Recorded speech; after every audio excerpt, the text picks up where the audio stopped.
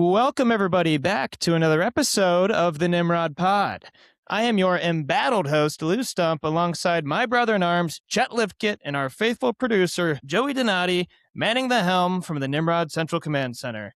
Before we get started, make sure you're following at the Nimrod Pod on X, Spotify, and Apple Podcasts, and at Nimrod Pod on YouTube and Instagram. Like and share this episode to start the chain reaction, and leave a comment letting us know what you think of the show. Now, we have a very special episode lined up for you today. Joining us is a man who was red-pilled while he was still in his father's nutsack. He's been transmitting on Patriot airwaves for over a decade, and he's only 23 years old, just like the Nimrods. He is an expert on everything geopolitics and a titan of the supplement industry.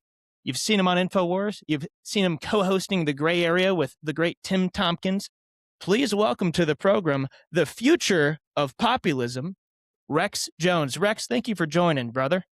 Wow, thank you for having me. That was a phenomenal intro. You hit on several different levels there that I think I've seen or heard elements of before. And I'm looking at your Dr. Strangelove background, and I feel right at home. Thank you for having me on your show.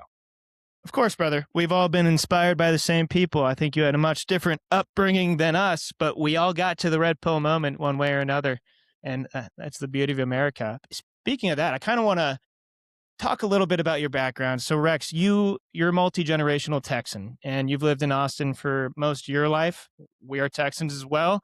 Austin is often referred to as the last great liberal city. I hear this all the time, kind of a cliche. It's a blue city in a very deep red state. You'll walk into a restaurant in Austin and see cattle ranchers and blue-haired transvestites dining right next to each other. It's a very eclectic city. And on one hand, it's nice because you get exposed to a wide variety of people and ideas. But on the other hand, you're constantly faced with people who strongly disagree with your beliefs, your values. And I want to give you an example because I was in Austin just last year and I wore an Alex Jones t-shirt out to the bars. And I was viciously attacked by multiple strangers for associating myself with your father. I wasn't provoking them at all. In fact, I actually totally forgot I was wearing the shirt and I was just having a great time with my friends. And they came out of their way to approach me and give me shit. Now, I was just some random guy wearing a t-shirt, Rex, but you're the man himself's son. So what's it like for you being Alex Jones' son in a city like Austin? Like, what is the general sentiment towards the Jones family there? Sure. Well, let's talk about Austin for a little bit. I have a lot of thoughts on, my home city, place where I was born. I've grown up here and I've seen it change so rapidly over such a short period of time, really just the course of my entire life. Um, there are definitely a lot of different eras and ages to Austin, and there have definitely been periods of time where we've received more hate. A lot of times, like the Austin American Statesman and some of these local publications, they've really painted Alex as kind of the Voldemort figure.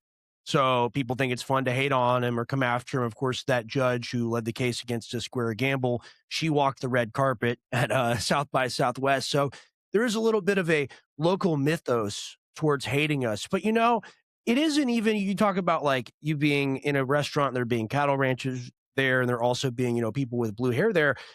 Growing up for me, I didn't get a lot of real hate from liberals when I was younger. It was really from people that were establishment Republicans that liked Bush and liked the war situation going on and were mad at my dad for talking about 9/11. So that was the original flavor, which I experienced. And then that kind of transitioned into the 20-teens period where, of course, my father, Alex Jones, backed Donald J. Trump, kind of full-throated endorsement of him. And our lives kind of changed, and the thing that hurts so much about where we're at right now as a country, with the way we still get treated in the way, like whether that's the media, whether that's the public, whether that's the legal system or the government, how it all operates, Alex fought really hard for Donald Trump to be in office, and there was real lawfare done against us, and nothing has ever been done about it, okay? But people in this city still view him somewhat as like, he's got all these millions hidden away, and he's like Gru from Despicable Me, and he's got the lair and then the rocket car and all of it.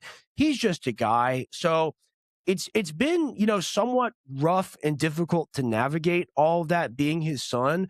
But ultimately, I'm very low key, I'm very low profile. I don't go around like waving a flag saying that I'm his kid. But at the same time, just being with him or being around him in public and having to deal, with really crazy people like verbally assaulting you or threatening to physically assault you, having people come to your house, all kinds of stuff like that. You reach a point where you're just like, this is kind of normal. This is just what life is. But it's not normal, and that's not what life is. And people, sadly, they think it's fun to dunk on him sometimes. But there's a lot of love and support, and there's been more and more of that over the years, to answer your question.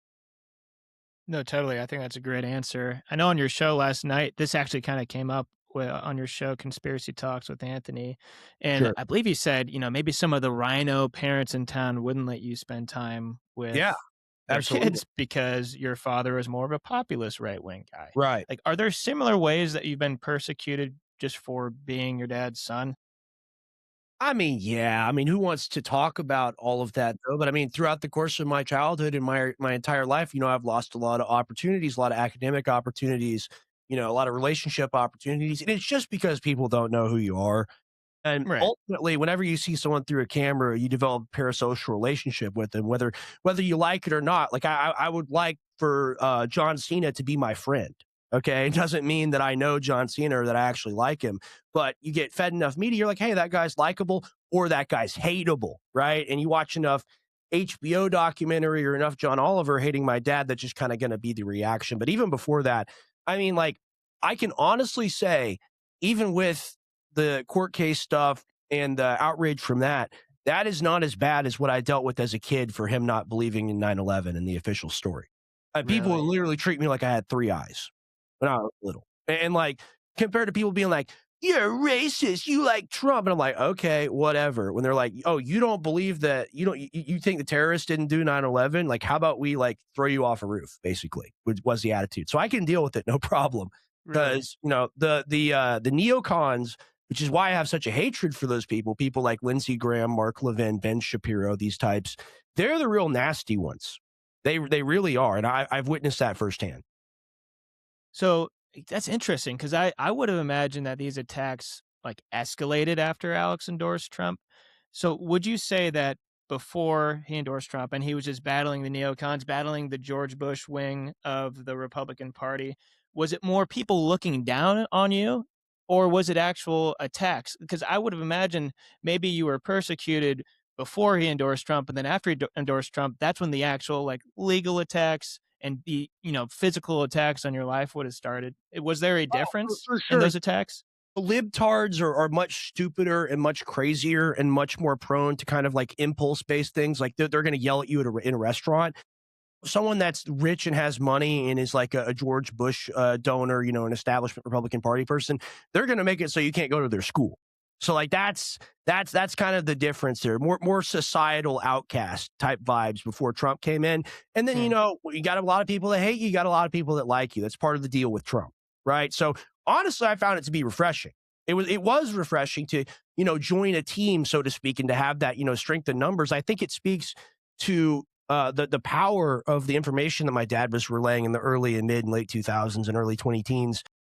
It was no man's land. We had no island, no refuge. We're just out there in the ocean and both sides just tearing into us all the time. Right. No, totally. That's super interesting. Like I just saw a video on X of Owen Schroyer going after Al Green is his name, the guy that Mhm. held up the ape sign last night Yeah, at the State black of the people Union. He was aren't going after apes. him. He was holding up, he was covering the A. It said black people aren't apes, but it said black people aren't apes and all the others. Yeah, exactly. But Owen was in the field, like violently defending Trump, and he was wearing a MAGA hat, and it was like, man, it was nice to have a team. I think we were all on that team Sure. at one point, and now Absolutely. all the people that consider themselves independent minded, independent thinkers, on the right wing, people with traditional values are all splintered, and now we hate each other more than what we used to think was the enemy, and it's getting Sure. really interesting. Yeah, yeah. I mean, here's the thing you got to realize, and I am barely old enough to remember this, but I do remember it. I remember a time before the whole racism thing. Okay, and like that's the thing that I'm the most sick of because that's the grandest and greatest psyop. Okay, there was a time in this country where people were actually kind of chill with each other. Not saying everything's perfect. Not saying everyone's nice, holding lollipops or whatever, but there is a general and genuine racial animus and hatred that's been, deliberately stirred up in the low propensity voters and the chuds everywhere, right? And it's normal to have certain loyalties to your group and to want your group to survive. That's not what I'm talking about. They've turned everything into a racial dialectic or a gender dialectic since Occupy Wall Street and since the Tea Party movement. When they saw that there was an economic rebellion against the bank bailout and against the wars, they said they had to do something about it. That's the real change I've witnessed in the country. And, if you're politically aware and if you're coming to age kind of like the MAGA time, and I was too, still to be fair, like I was very enamored with Trump. I thought he was just the coolest person ever. When I watched that first debate, I was like, who is this guy? I got to learn everything about him. But even then, even in that time, the racial sickness in the country was very advanced. And there's been this really black magic evil spell that's been done on people to make them hate each other just based off that basis. And like I said, like every group has the right to sovereignty and the right to exist and the right to care about their own people. But we are all Americans. We are all here. We have to love each other because we're all created by God. And somewhere along the way, that message got lost. On the right, you kind of have, Hitler vibes and whatever. We got to have the master race. We got to have the monarchy, whatever it is. And then on the left is white people are the devil. Highest honor you can have is being a race traitor, right? That didn't exist 20 years ago. People didn't talk like that. People didn't think like that. People didn't behave that way. I remember going to like the YMCA and being a little kid, and just the way parents would treat each other and the way everyone would just be nice and hug each other and act normal. You look at people now, they're like standoffish. Like, is that an evil white person? Is that an evil black person? They gonna stab me? That's been done by design. That's the biggest thing I like to show people that are kind of my age. Just like, hey, you look into that a little bit and see where it comes from. What do you think about that? Super interesting. I actually sat at the black table in middle school. Like all my friends are black. Some guys from the city, some guys that lived out in the suburbs and had nicer houses than me. It didn't matter. When I grew up, I saw everyone as the same. And I Right. would even say that I saw black people as cooler than everybody else. They're good at sports. They were funny as shit. And they're a great time. And I really enjoyed hanging out with them. And I was an early adopter of Trump because my uncle was like a huge Trump fan. Like he read all of his books in the 90s and he had heard that he might be running. So I was already on the train and I was telling all my buddies about it, all my black friends, and they get really hyped up. And I bought them all T-shirts and like we'd like bring like those big fat heads to like school sporting events and stuff. Sure. And no issues. Everybody was like, yeah, that guy's a beast. He's funny. And then like as soon as he announced he's running, he goes down the escalator. Then he has that first debate and people realize that he's dangerous. Yes. The media flipped in a way and it completely trickled down to my, 13-year-old black friends in middle school. And I was completely ostracized. They all called me racist. And then I was left without anywhere to sit.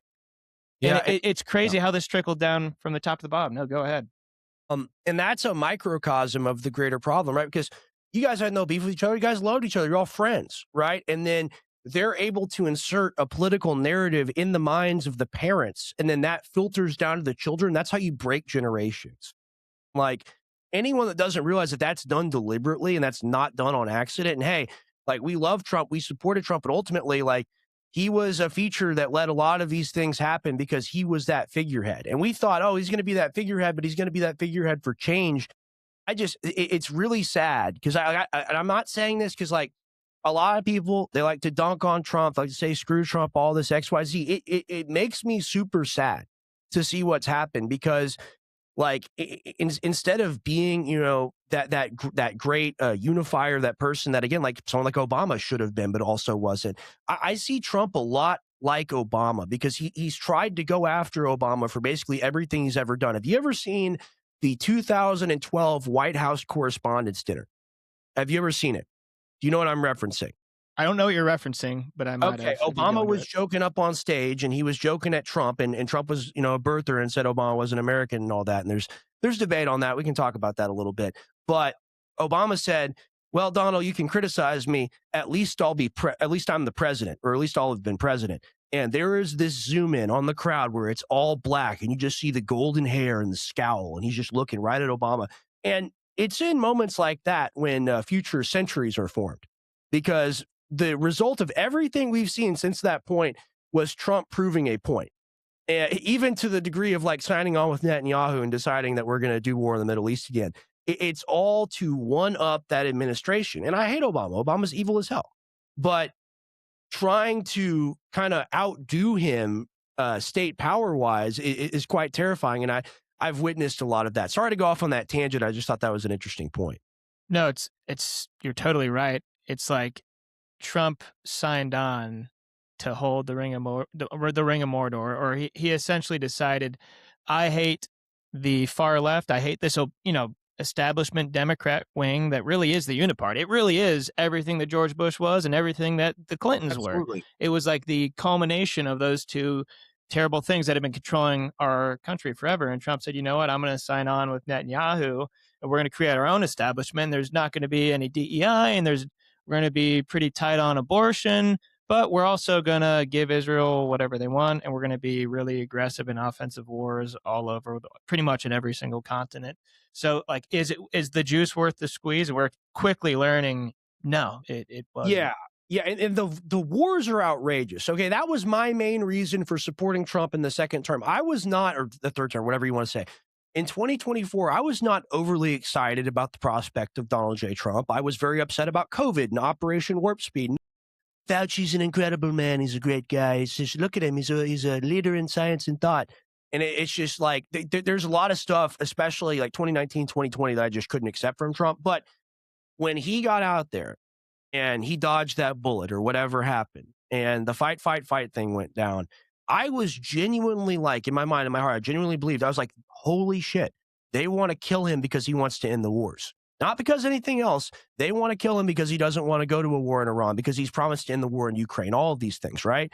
And to see him go in office, and we can talk about the Gaza thing, we talk about the Israel thing, it's outrageous on its face. Like we're working for them in the Levant. That's what we're doing. The Ukraine situation, Ukraine is already a rump state. Ukraine does not exist, basically. They have a fake loan from the European Union for like an imaginary $120 billion that they say will be paid when they win the war and take the money from Russia. It's just fake money. They just make it up. It's fake money. And without our Starlink, without our logistics, without us working with the British to help them target things, they would be inoperable. They would have already lost. So the idea of us not ending the Ukraine conflict. Let's look at Israel for a second. They have nuclear weapons. All right, we're kind of screwed. All right, they're going to do what they're going to do in the region. So like we like it or not, like we got a dog collar on with them, and they got a leash. With Ukraine, it's completely ridiculous. It's on its face completely ridiculous. We should have been out of there on day one. Doesn't that break y'all's heart? Because it's so simple. He even brings him to the White House and shames him in front of everybody. And you're like, this is the moment. I was so mad at Trump at that point already. I was disappointed in the administration, but I was like, please, Donald Trump. You know that meme? Please, Donald Trump. Please make it happen, Trump. Ice Zelensky, Trump. Please do it. And he's given him a tongue bath since that day. You know? It's super interesting. And Cheddar Joey, feel free to just step all over me. I know I'm kind of hogging the mic, but it seems like Trump's one goal is just to prove everything wrong that the Uniparty or the Democrats said about him in his first term. Like Sure. the Russiagate stuff, he's like, I'm going to prove to you that I'm not a Russian spy, and I'm going to continue funding the Ukraine war. Bingo. Not to interrupt. Go ahead. All you. That's the thing, is like one of the reasons why I was as big a Trump supporter as I was is in 2016, I'm hearing Putin puppet, Steele dossier, Fusion GPS, blah, blah, blah, from all the normies. And I'm like, this is confirmed fake. Like this was confirmed fake in 2016. In 2017, we knew this wasn't real. You remember the Mueller report? You remember all that BS for years? Oh, it's next week. It's coming out. We got him next week. Nothing, over and over and over again. Absolutely nothing. So to see Trump go in there and to see him bow to these special interests that are deliberately setting up that narrative so he will fight with Russia instead of work with them. Imagine if we had a Russian partnership. Imagine if we had deals with those people. We wouldn't be so worried about China, would we? We'd be able to get the rare earths, raw earths from them. But instead of having that beautiful arrangement, which makes total sense, they're our neighbor, we have to fight with them. We have to pay to destroy Ukraine so BlackRock can buy it. Larry Fink goes to Ukraine to meet with Zelensky. With who? The real secretaries of state, Jared Kushner and Steve Witkoff. I mean, it's just, it's outrageous. And you have the big MAGA accounts that'll still promote all of it and act like it's not happening. It's like, dude, do you want change in the administration or do you not? And to my dad's credit, he calls for a lot of change in the administration. I'd like to see him and a lot of others do a lot more because we're the common people. We're asking for it. We just want what we were promised, right? Totally. And I actually want to get to that point about your dad in a minute. I do want to say I think Russia is the key to preventing the collapse of the American empire, and actually Yes. not just the American empire, but to preserving Western society. And I think we all assumed when he said no new wars and peace through strength, it would mean leaving all these, globalist organizations and then allying with people that actually serve our interests, like partners that actually serve our interests, not partners that mooch off of us like Israel. And I really thought we would finally see that partnership between Putin and Trump that could solidify our safety on the world stage. And I think that right there might be the big one, the biggest blunder of the administration so far, because I think that relationship is getting like you could we've talked about this before. We were talking to Aaron Baker last week actually, and we were talking about Russia Ukraine. He said Russia's not going to nuke us, and I'm like, you have a point there because we've already gone so far past the line, and Putin has shown tremendous restraint. But I think it's Yes. going to get to the point where he has no choice but to either hit that red button or allow his country to collapse. Like we're getting so close to that point, and I know he obviously doesn't want World War III, but Yes. we're giving it to him. We're bringing it to his doorstep. Like we wouldn't tolerate this if Mexico and Canada invaded our country, or you know Cuban what I'm Missile saying, Rex? Crisis. The same exact situation. Cuban Missile Crisis. Literally the same exact thing that's happening right now. And you look at it, here's the thing with what you just said, this is my takeaway. We have to triage ourselves immediately and desperately from the Europeans. Okay. I'm white. I think all of us here are white on the stream. Here's the thing. I like Europe. Europe is the homeland. I care about the people there, whatever. They have decided to kill themselves. And it's like a drowning person. They will take us down with them. We have to let it go. Okay. I'm sorry. And it's like, the British people, they're in the street, they're waving the flag, they're fighting back, they're cooked. It's over. Like migrant population, birth rates, all of it. And you look at them, you're like, hey, don't you want to change this? Don't you want to end the censorship in your country? People are going to jail for years. And if you diddle a little kid and you're a part of a migrant gang, you get a letter. One of you out of the gang gets one letter, and then you got to, file a complaint or something, for the government being mean to you or whatever. I mean, these are the same countries that are killing their own people. They're waging a high-tech intelligence war against Russia. And they're the ones, whenever someone says we're keeping Ukraine in the fight, it's not even the weapons anymore. They don't really have anything to use. It's our intelligence systems and really the missiles, long-range missiles that they're building now, like the Flamingo, that they're launching deep into Russia with our tech and with our intelligence. So we have to desperately triage ourselves from these people. They are going to get us all killed. That's a good point. Honestly, fuck Europe. They are so far past the It's point awful. of no return. The thing is like, and I don't take any joy in that. I don't relish it. It's very, very sad. But they've made their bed. They have to lie in it. Boris Johnson flies to Ukraine or flies to Istanbul, wherever Zelensky was when he was about to sign that peace deal in March, a month after the war started. All they wanted, independent Donbass, recognized Crimea, no NATO for Ukraine. That was the entire deal. They could still join the EU, all of it. They said no. They said, we will back you to the hilt. We will give you weapons. And they're making promises. This tiny little island, Britain, I mean, these tiny little countries, these tiny little economies, they're making promises with our weapons and with our backing without our approval. And that's sick. And I think every American should be enraged about that. These little European turtlets are telling us what to do. Totally. Like leaving NATO and the UN is essentially just abandoning our partnership with the EU.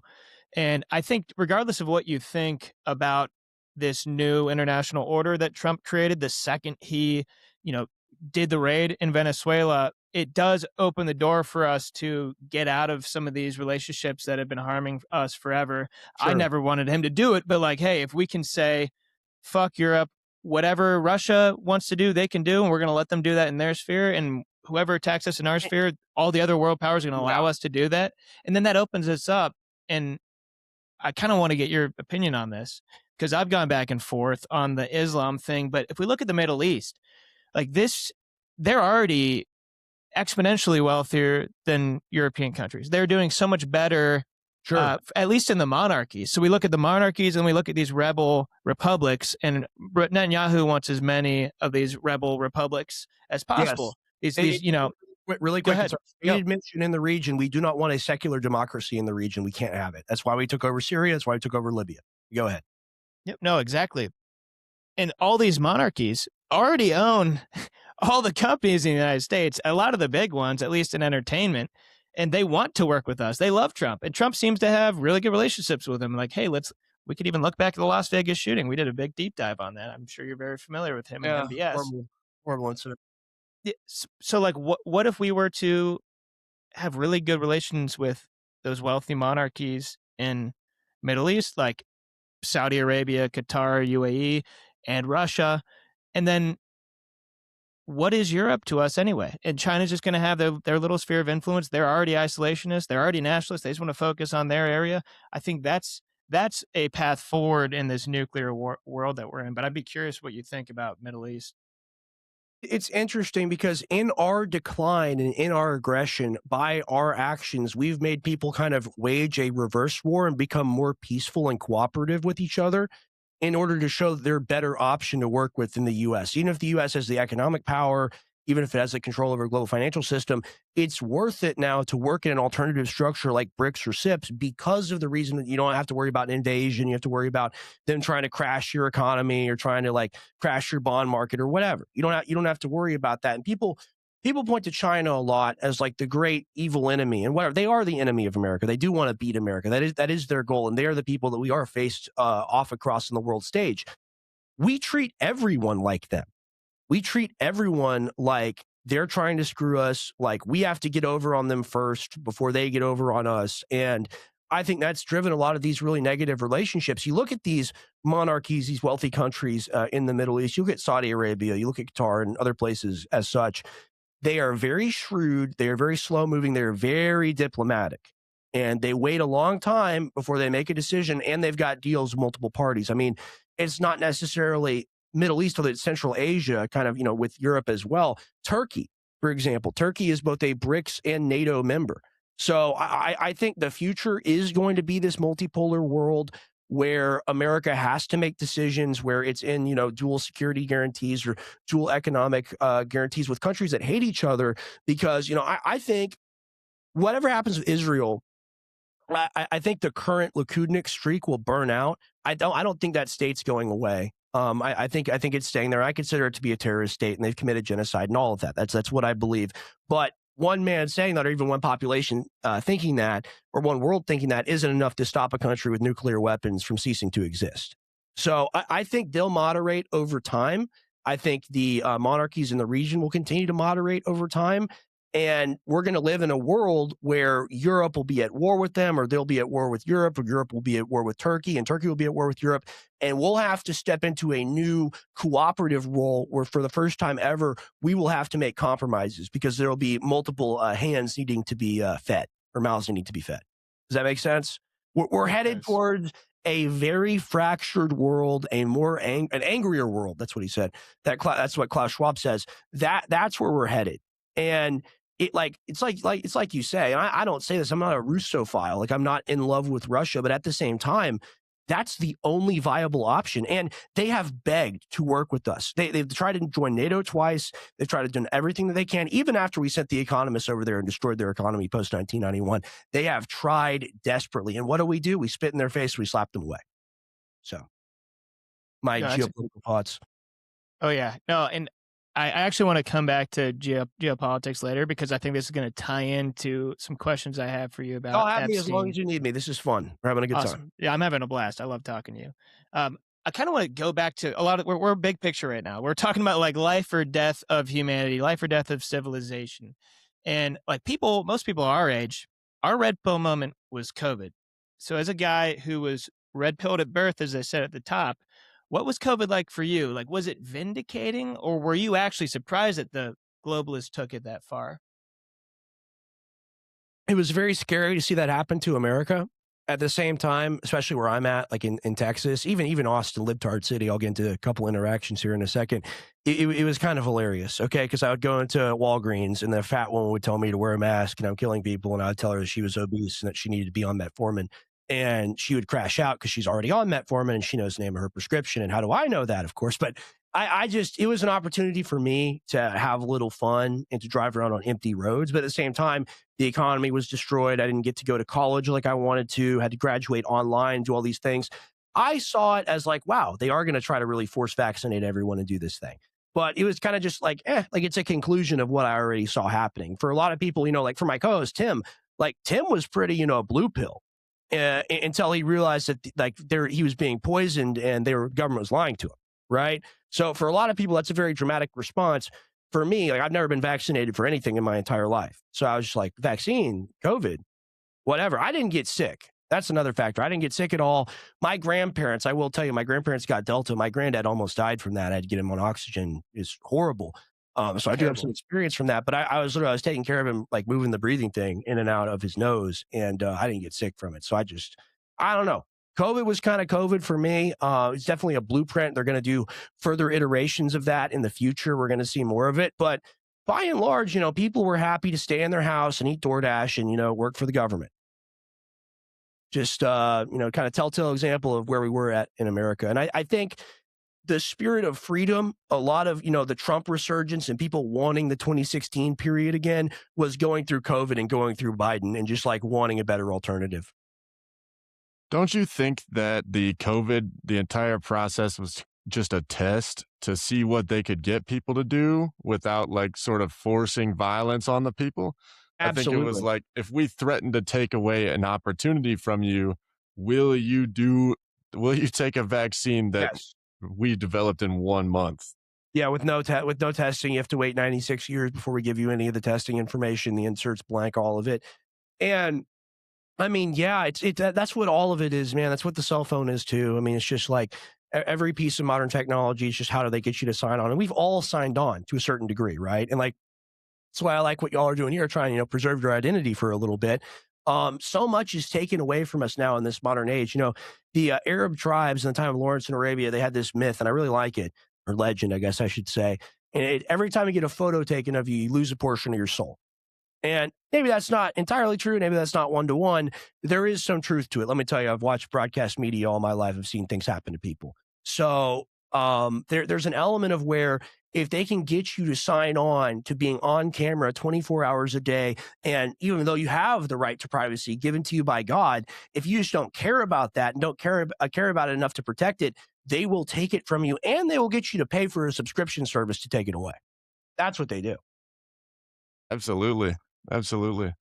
And I'm not as well informed as Lou about a lot of the global geopolitics, but I do want to get a couple of opinions out of you Sure. about America. So, Okay.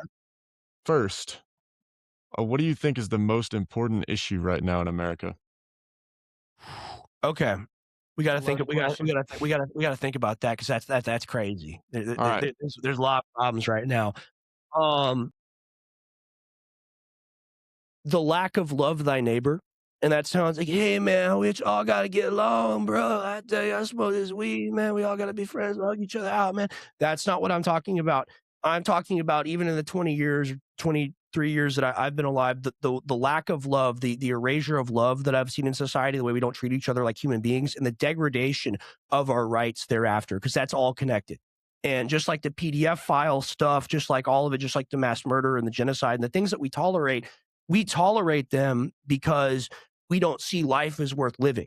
Basically, we say life is so dark and everything's so corrupted and the government's won, the big money interests have won, whatever you want to say.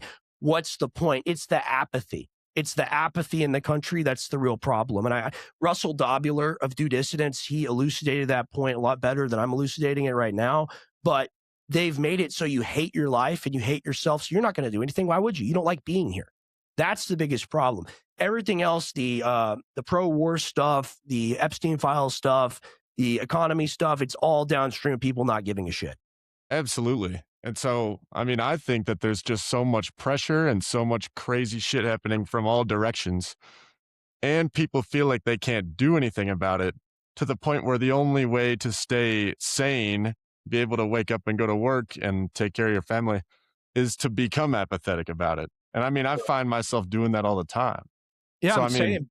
what's the Yeah. balance? What's the balance, do you think, that you can find so that you can advance the cause, stand up and resist against what people are trying to do to us, but also remain in a good headspace as much as you can? It's the little things, man. It's like this will sound. I don't know what y'all's religion is, and like I'm a horrible Christian by Christ is by king for all all of accounts. us. Here's the thing. What does the word Christian mean? Do y'all know? It means little Christ. So you're supposed to be a little Jesus in all your interactions. You're supposed to see Christ, God, and also yourself and every other person that you interact with, right? So like this will sound really stupid, but little things, man, like having food in your car for homeless people or water in your car for homeless people that need it. Open the door for someone, asking someone how their day was, smiling at somebody, having a real interaction. Like, hey, man, like don't like I wish society was better. I wish we all got along. And that's people are like, that's stupid, that's soft, that's lazy. If everybody did that, we could change the world. And my message to everyone, really, it's a simple one, but the simplest things are the most beautiful things in life. My message is we got to hug it out, man. Like seriously, like we got to figure this shit out because it's not right and it's not going to end in success if we all just kill each other and whoever's the strongest ends up at the top. Okay. Because then you're on a field of bodies, a field of blood, and there's no success for anybody. And that's what the devil wants. So there needs to be more love, man. And it starts small, it grows, it blossoms. If we were actually able to get to a point where we could have apolitical, this is going to sound funny, oxymoron, apolitical political rallies, we're just asking for our rights, our freedoms, asking, for a death to the PDF files, execution of them, a constitutional amendment for that, something I think would bring the country together. I think we could heal the nation. It starts small, it gets big, it snowballs. That's a good point. I like your idea. I think that it's true that if everybody would, say kumbaya and hug it out, then it would work. I don't think it will. I don't think that'll happen though. Realistically, just because of like what you said at the end there with the PDF files. Sure. I think we should hang them all from in front of the Capitol as well. Absolutely. But what is the proper punishment for people that aren't willing to hug it out? People that are trying to be vindictive and get behind Well, go ahead. Let me go in there. The PDF file thing, why I bring it up, that is the great unifier. And that's why I put in my bio now, death penalty advocate. Okay. Because that one issue, just like I talked about everything being downstream of us being apathetic and not caring about each other, we've killed 60 million babies in this country. Okay, we've killed 60 million babies, and that's not isolated. That's not everything else. Not downstream of that. That's downstream of these monstrous elites running our society and getting us not to care about little ones. Okay, and if we're able to address the issue of anyone who does this to a little kid dies, if we're able to get that enshrined in law somehow, I think that there's enough of the American public that would be willing to get behind something like that. And then we would realize we all have kids, we all have families, we all have relatives, we all have little ones that we genuinely care about, and we will not let these monsters hurt them. And then once we realize, hey, we all agree on this, these monsters run the government, these monsters are taking us to war, these monsters are taxing us, everything else is downstream of that. So you say, and I understand it, you say that it's not reasonable and that like it's a nice thought, but ultimately, the stronger, meaner forces in society will prevail. I think people are a lot more nice and decent than we've been told. I know I am, as flawed and wicked as I am. I don't want to hurt people. And I think most people don't want to hurt people. And if you talk about that message, if you say, hey, listen, we just don't want to hurt people anymore. And we got these people ruling us that love doing it. I think that we can all unite. And I know that's kind of a hunky-dory love fest thing, and it's not necessarily realistic. Let me tell you, people have hated me my entire life, okay? I know what hatred is. I know what discrimination is. I know what crashing out means. And that's not the natural state of people. People get wound up into that. And once you talk to people on a human level, even people that have intensely hated me, I've gotten them to a point where it's like, hey, man, like, we're just people at the end of the day. And like, you don't like what I have to say. You don't have to like me as a person. I don't want anything bad to happen to you or your family. I want you to be able to go to 7-Eleven and get a Diet Coke. I want you to be able to go to sleep in your bed at night. I want your kids to be able to go to school and have healthcare. And like, if you have that message, like we don't have to It's not even like a radical, like hug it out thing of like we all got to, live in a commune together. That's not what I'm advocating for. Just having the basic human decency to realize that we're the same. And if we're the same, we want our children to be safe. And if we want our children to be safe, these people can't be in charge of the government. That's my thesis. That's what I want to tell people. That's my message. That's perfect. I don't think I've ever heard a message put together that perfectly that I agreed with so well from any politician. So, I mean, that was really good. Well, yeah, go ahead.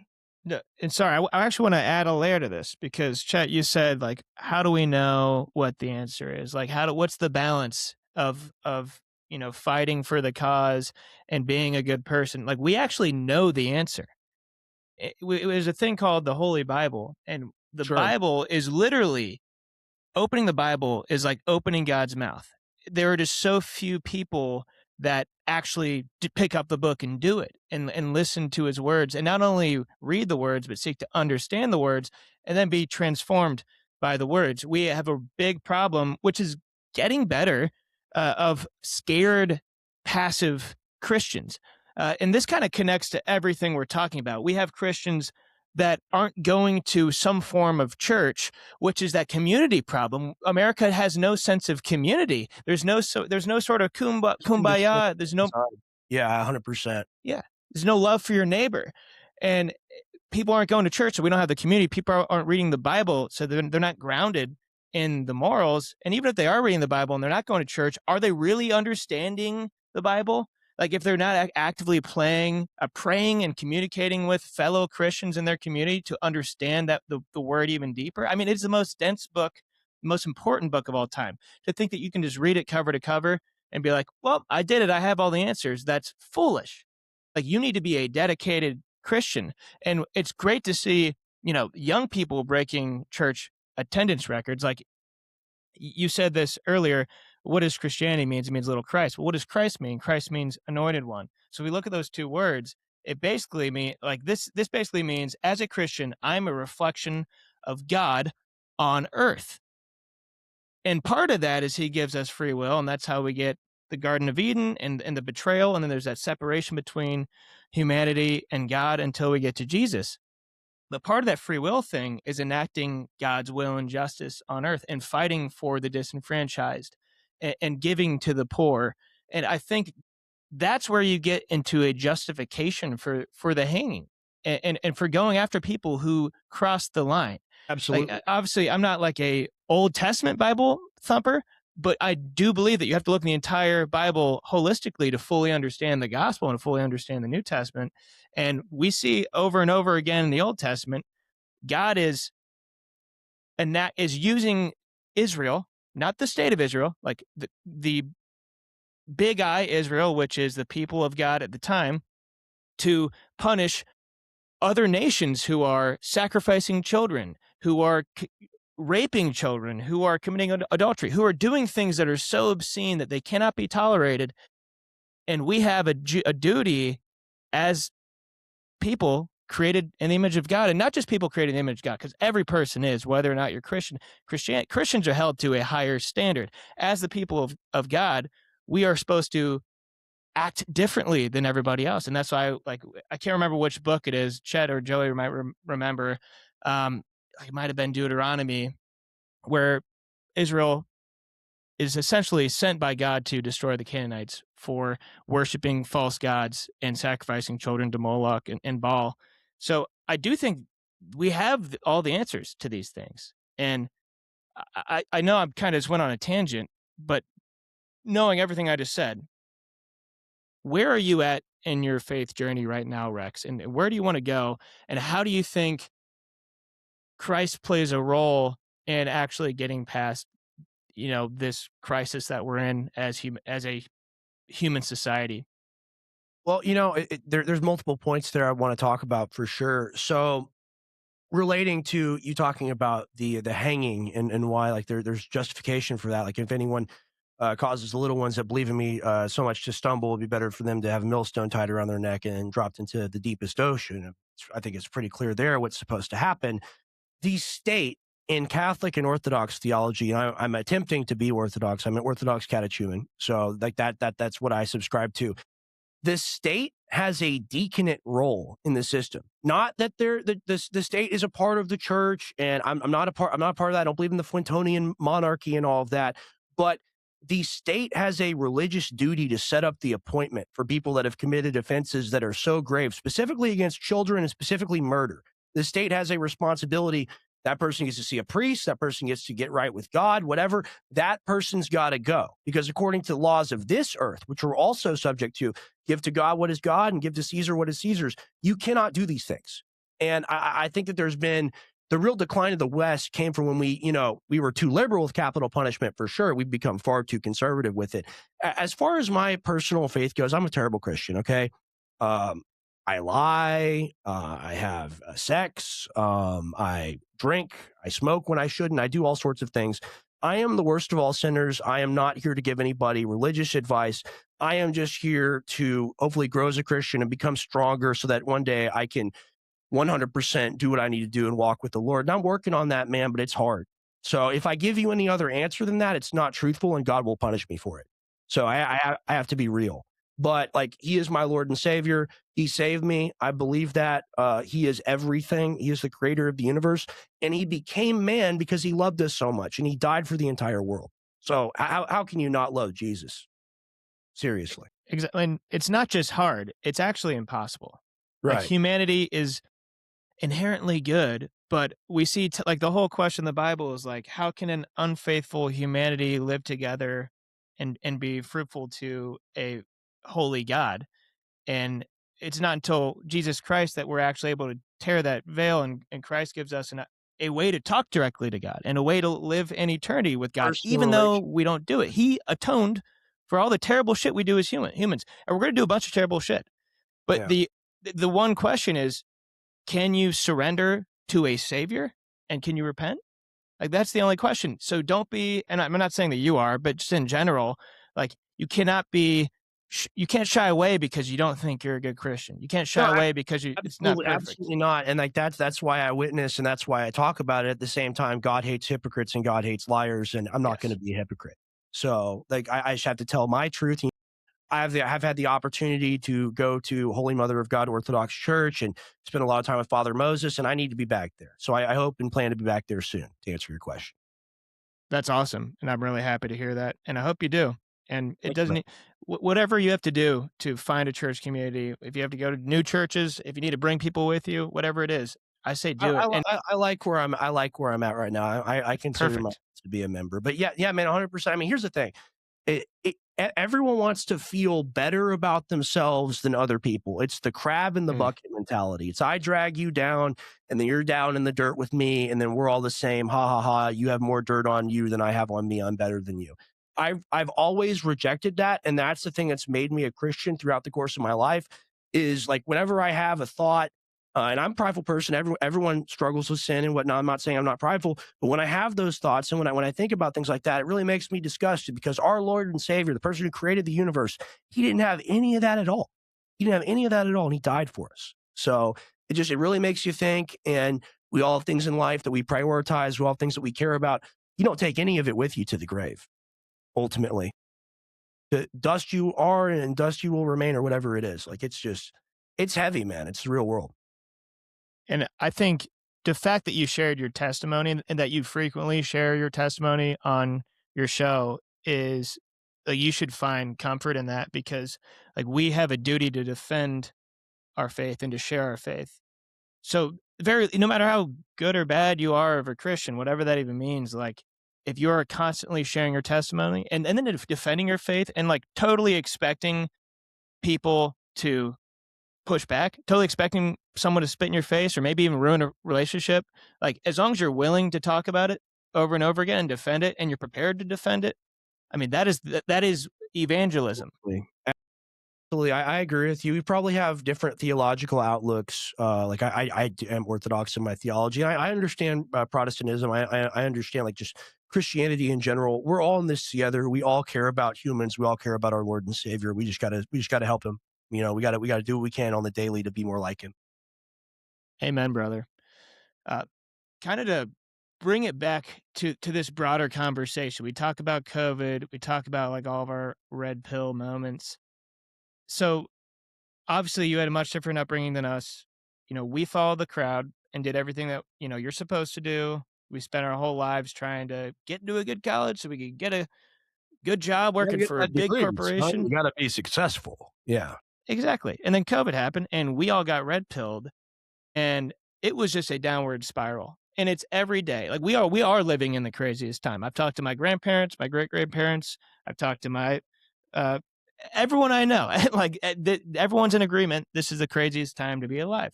And for us, like now we're stuck in corporate America, and we're desperate to find a way to escape the matrix. And your father was one of the first people to figure out how to escape the matrix by self-funding an independent media empire. Yes. And now you have taken what you've learned at Infowars and your time there, and you've created a new path for yourself. So now that you have built several well-established businesses and a Sure. rapidly growing media platform, like you are very free in every sense of the word. What is your advice to a couple guys like us who are looking to take a leap of faith into the patriot media landscape? Sure, I'll give you an Alex Jones quote, and not one that's been played on the radio or one that he said in studio. I'll give you one from the golf course. Walking around the golf course. We didn't play golf. We walked around it to lose weight. You see that with this kid. We need engines to make money to win the information war. Okay. If you're doing independent media, if you're doing broadcasting, if you're trying to go legit, it's a process. It's a process that takes years and years and years. I had a very lucky head start to it, but I'm still working the same program that everyone else should work. You have to be able to sponsor yourself, because in the long term, affiliates are going to make demands of you that you're not going to be comfortable with. And it's going to be very minor. It's going to be very gradual. It's going to be over time. It used to be, it was non-negotiable. You got a radio deal, you got a TV deal. These are the sponsors. The sponsors don't want you to say X. You can't say X. For example, Alex Stein, he was on that show called Cheaters, right? And they had to change the guy's name because it had gun in it. And that was too much. That was too extreme. But with the advent of independent media and podcasting and streaming and social media and just the whole thing, all of it in general, it became possible for the first time to make money as an independent and have an independent message. And there was a company called Longevity that was basically doing multi-level marketing. It's like people that sell Tupperware, but they sold supplements. And a lot of people in the radio business in the early 2000s made money off of that. But they realized this is a bad business model. Why don't we just sell the things ourselves? And we were the first people to do that. People like Mike Cernovich also made a ton of money doing that. A lot of people don't know this. Mike Cernovich, co-founder of Gorilla Mind. Okay, so Derek and More Plates, More Dates, he got in bed with that guy when he was itty bitty, like a tadpole. I had no idea. Huh? I had no idea. That's crazy. Man. Yeah, man. The more you know, let me tell you, I know about quite a few interesting business relationships between media personalities, but that's how it's done, right? So in the 2010s, in 2012 and 2013, we start working. We launch Infowars Live. My dad runs with it. He takes it to the moon. 2015 to 2018, $180 million gross revenue. Okay, that's not profit. Company has 78 employees, has like a 12,000 square foot studio and then a 14,000 square foot warehouse.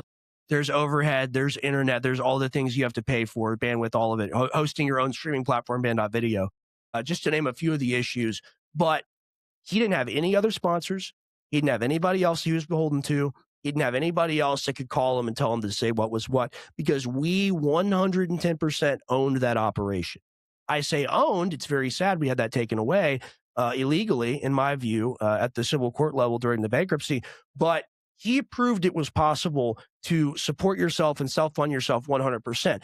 And what's come after that in the 2020 time period, post-COVID, I see a lot of my dad's influence on media and on marketing and just the way that things are set up in the modern age. I don't see anyone call it out or give him credit or say anything about it, so I'll do it right here. The whole greens powder, affiliate code, mushroom coffee, all of this BS, that comes from my dad. That don't even come from Rogan. That comes from my dad, because my dad is the one who got Rogan interested in On It and all of the stuff. And then Rogan sells On It for like $350 million. So this supplement revolution that took place really in the early 2000s, leading to the 2010s, we were doing it. We were some of the biggest people in the entire industry, some of the biggest people in the entire supplement industry in the US. It all kind of fell off to this degree now where you have people selling things for like 7 to 15%. They have an affiliate code. They just get raped. Like, yes, sir, massa promoter. Whatever you want me to say about my about your mushroom coffee, I'll say it. I'll do it for $3,000 a month. Please don't cancel my show. Please don't cancel pull my money. So for me, I got back into media. I think I created the X account like last year, like August or something like that. I think it hasn't even been 6 months. Maybe it has been 6 months at this point. I have been working for the past 5 years since I was 19 years old. I've had a company called CGS. Okay. And CGS is a white labeling company. So I white label supplements for people, do business with them that way. It's primarily an e-commerce company. I've got multiple successful stores and businesses. I sell CBD. I sell methylene blue. I sell dental products. I used to sell water filters and air filtration and red light, all of it, mostly supplements and higher risk products like CBD and methylene blue. And the thing is, I spent a lot of time at the office as a kid. I spent more time in that place than any home I ever lived in. I was very interested in the broadcasting. I wanted to be a reporter. I worked as a reporter and I filmed stuff and I edited stuff, maybe, 2 or 3 days out of the week. The other days and the weekends, I was trying to be friends with the people doing business up there and trying to get the big orders in and trying to launch the new products. So that's my real bread and butter. Dude, we're making new supplements right now. I probably shouldn't even say this. We're making something for Owen Schroyer, okay? And this is the most fun thing that I do in my life. I swear, the reason why I do the show is because I have to have an opinion about these things. I have to say it or else I'll feel bad. My supplement business is that's my baby. That's the thing that I like really 100% care about. And it's just me being able to give people the deal to be able to empower themselves. I was going to say Faustian deal, but it's not a Faustian deal, a symbiotic deal where instead of being a promoter for someone else that can pull support from you, buy your own inventory, empower yourself, choose victory for yourself, and make money that way, or take one of my higher affiliate codes like 30 or 40%. So for me, what I witnessed, especially working for some of the bigger companies on a consulting basis and being flown out to different cities, meeting with these big manufacturers, it's a bunch of really old boomers that are charging these supplement companies or the people that are selling. Here's how you got to think about it. Sorry to go on this rant, but I want to break it down. So break it down. You got a company that's a brand, right? Let's just say Acme fish oil, right? But Acme fish oil, they don't make the fish oil. They don't know anything about how it's clean, sanitized, purified. They don't know if it's ethyl ester or the amino acid form. They don't know anything about that. They approach top-rated company. And top-rated company is run by a man who's 85 years old, who is drooling into a napkin, but he's got the quotes, he's got the trademarks, he's got the studied ingredients. And if you want to use the ingredient that he paid a college $100,000 to study so he could make a claim about it, you got to pay him $14 a unit. And I flew all around the country and I met with all kinds of people like this. And I realized there's a hole in the market because the high quality generics, you can make the same exact claims you can make about the branded stuff. The only difference is you just have to use an efficacious amount. And these companies are so cheap and so retarded and so boomerfied that they want to save money on milligrams. They want to put a non-efficacious dose of something in a product and they can still make the claim about it because it's branded. They want to rip themselves off from selling a good product, and they want to rip you off from being able to sell a good product. They want to make you charge $80 for something. You look at some of these formulas, and what was it I was looking at? I was looking at pre-workout, actually. I looked at a pre-workout formula, $80, $79.95. I don't care about your discount, whatever. Sticker price is crazy, $79.99. This product had 18 servings in it.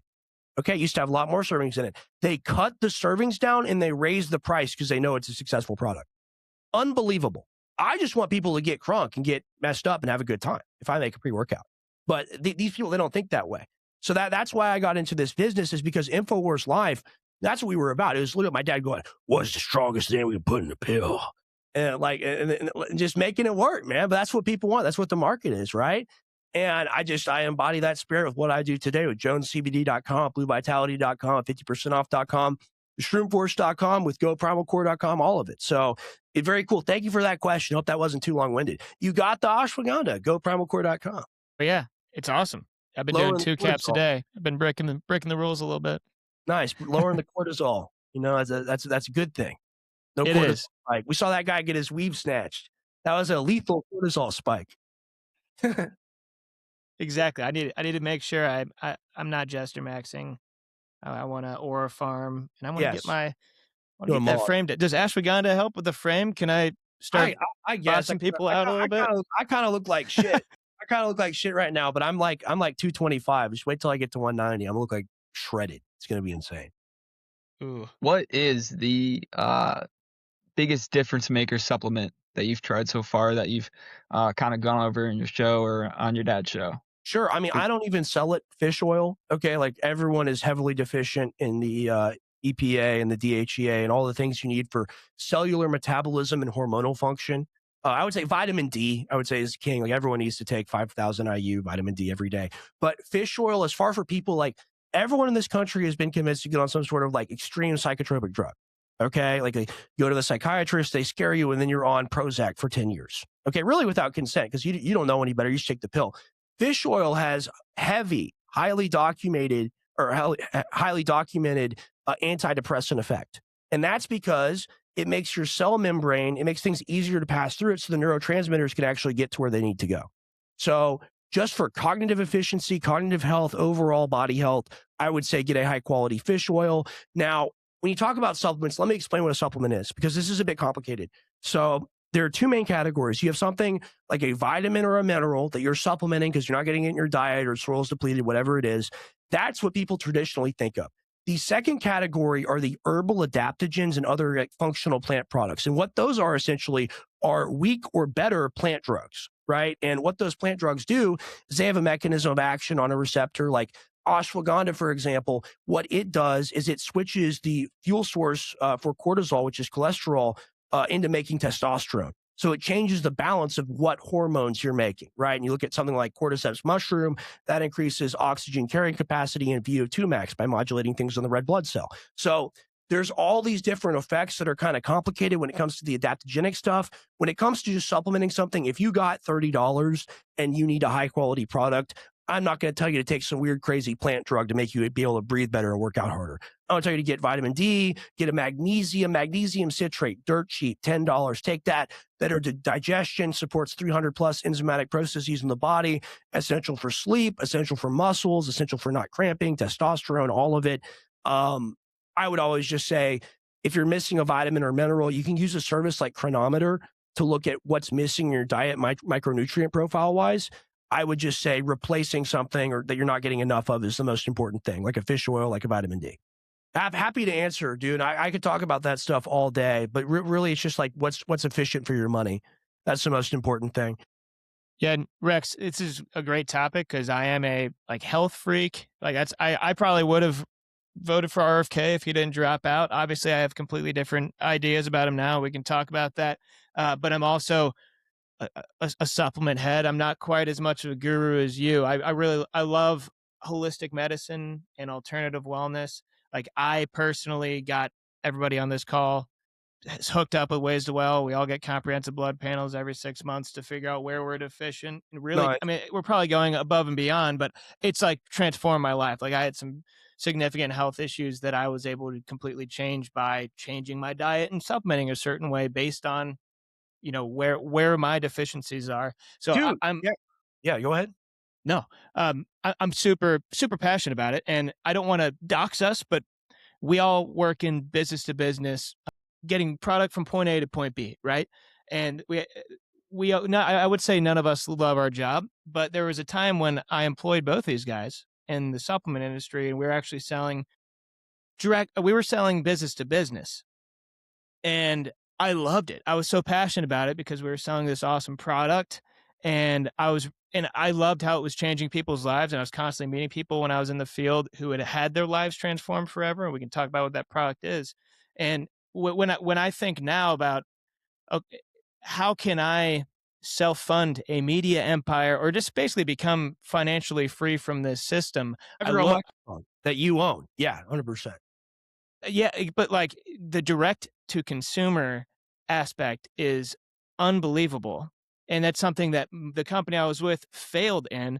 And when the regulatory pressure came, whether that's, you got to understand, there's so many handoffs that happen when you're going business to business. Like you have distributors that could drop you. Or maybe it's like these big major retailer names that don't want to hold your product anymore because it has X ingredient in it. It has one of these active ingredients like a kratom or something. They're not going to carry that because the big pharma doesn't want them to carry it. But then you say, oh, let's go to the mom and pop shops. mom and pop shops buy from the distributors. So if the distributors are getting pressured by the big major retailers that they sell to, then they're not going to carry your product. You're not going to be able to get to the stores unless you have a massive team of people going door to door selling your product, and that's not realistic if you're just selling a mid to low size supplement or some other type of consumer Right. packaged Yeah, good. that's the way it used to be done, though. People did used to go door to door. I remember that time period. I think I've actually been on a couple longevity runs trying to sell people things out of a box back in the mid to late 2000s. I remember being a little kid. It's difficult. So I'm also in fulfillment as well. I have a warehouse I operate up in Leander, so I do business to business stuff as well with the white label. It, that's why the alternative media space is so amazing, and that's why it marries so perfectly with and simpatico with what I do, what I've always done throughout the course of my life. Is like you meet people that are actually able to move units, and that's the most important thing. If you don't have that, it's over. It's done. Let me tell you right now, 2025 was my worst year of business since 2021. And it's because like the economy sucks. People don't have money. People don't have money to spend on these products. Now, what did I do? I created Trim Force and Go Primal Core, and we're offering things that are, more budget friendly, budget premium, as I call it. But if you're not willing to offer people deals, that's number one. If you're not able to offer people big discounts and big affordable prices, and then if you're not able to find people to promote it or people to carry the product, whether that's a distributor, whether that's a big retailer, whether that's online influencer or affiliate, you're screwed. So definitely, by no means am I a genius, but I figured something out that I saw. So I'm working a program. I can't take credit for it. Some other people came up with it, but I'm a one person team that's running all of it, and the people that created it, they were a bunch. So it's a pygmy version, but it's all mine.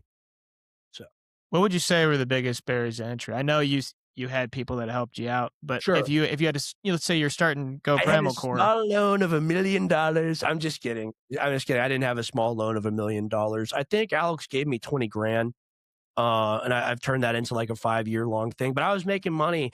I was employed as a reporter at Infowars. That was real nepotism. Okay, I didn't deserve that paycheck when I was 17. But hey, they were the good times. We're moving products. I made a lot of supplements. Hey, made 90,000 in a year. It is what it is. All right, little nepotism here, there, whatever. But here's the thing: like I've had a lot of opportunities that allowed me to get set in life. But if I hadn't been prepared and vigilant, I would have lost it all now by this point. The business turned 5 years old. That's pretty nuts. It's pretty insane. I would say my biggest challenge has been selecting the right product, getting into high risk stuff, a big mistake. So I got into CBD, Jones CBD. I'm so proud of the products on Jones CBD. What I did with Jones CBD is I put high quality supplement formulas inside of CBD, using it kind of as an all purpose base. So in our first month or two, we did, I think, like 86,000 in sales. But what happens is when you're high risk, you're not dealing with the supplement industry. It's not treated as food anymore. The bank basically has carte blanche to do whatever they want to you, right? So they held over $50,000 from me. I was sending out product at a loss. I couldn't afford to reorder. I got screwed. So if I hadn't been, somewhat financially responsible and had some savings, that would have wiped me out. Getting into markets I didn't understand. And that's why with supplements now, I stick with what I know. And I like the CBD, still sell a lot of the CBD. The sleep formula is very popular. Methylene blue, I should have done the liquid. People aren't interested in the capsule as much, but I still sell some of it. Bread and butter products, simple things that are effective, that people know about, that people are looking for. Give them the best price on it. That's what I found works. Don't get into markets you don't understand. Fair. That's so the thing.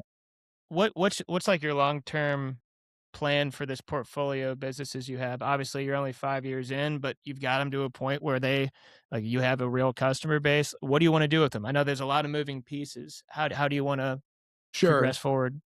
That's a good question. I had a response and it just flew out of my head like a blue little birdie. What do I want to do with the businesses? So it's like that quote I gave you before. We got to have engines to make money. And the thing is, a lot of it's a trauma response, right? Because like over the course of my life, I've seen a lot of websites blow up. Again, just not exist anymore because they get sued or someone comes after you or whatever happens, right? So a lot of it is me wanting to have a lot of heads to the Hydra, and it makes me a lot stronger. It makes me a lot harder to take down. And like if I just have a general business issue, like a lot of people do with something, and they got to pull something, got to reformulate something, have a fulfillment problem, whatever it is, I can pivot real quick and I can divert advertising revenue and I can divert email resources, and it's a shared network with a lot of the customers. It makes me more survivable. I can weather harsher storms, but the long-term goal is eventually, I want to sell off the high-risk businesses. I want a few supplement stores that are doing real well, and I want to use that to bankroll a real legitimate media operation like the one my father had. So that's the goal. It's all in, and that's not the only goal. It's all in service of that. Here's the real reason why I have all the stores. I think that the people giving people 7 to 15%, should metaphorically, not saying literally, this is a joke, be shot in the street because it's highway robbery. I know what your margins are. Your margins are like 70%. You're buying this greens powder from some like Tibetan warehouse, and you're paying like $2 a unit for it, and you're selling it for like $48. Oh, I just say, screw those people. My mission is I'll have all these stores. If I can find an affiliate, whatever they're interested in, I'll have it in stock. I can make them make more money. And then through that, it's what my dad said, it's a 360 win. Like, that's life. Like, life is high road. Life is 360 win. Life is let's make a deal. Like that's how I operate.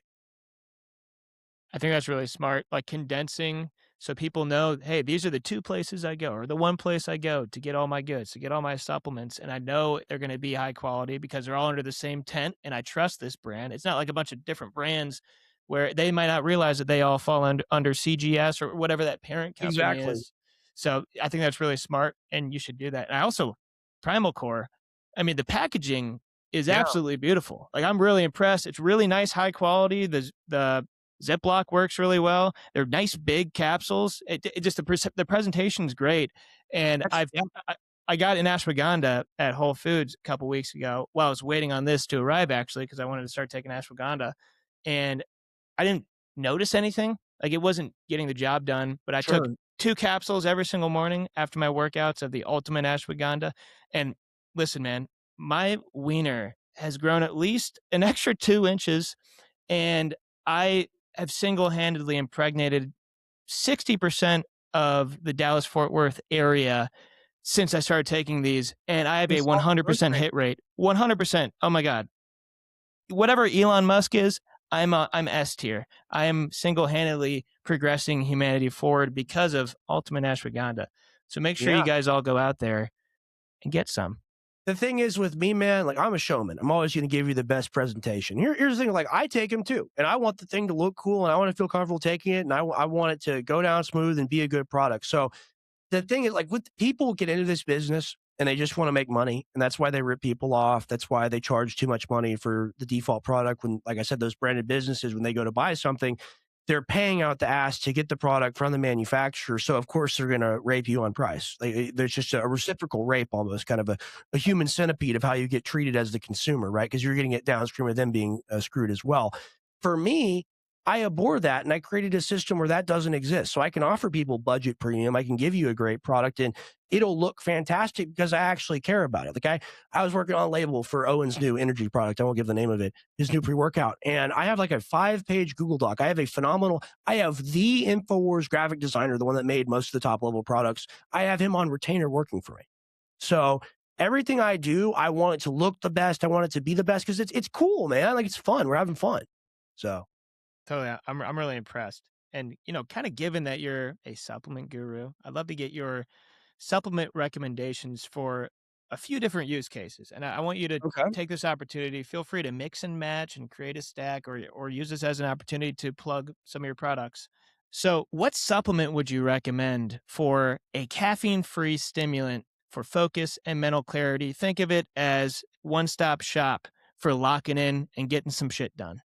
Sure. So I'll address this with the energy formula I'm working on with Owen Schroyer right now. So what you do if you don't want to crank the caffeine, if you don't want to crank the stimulants, I'm going to give you a few different options. I'll give you the more extreme option first.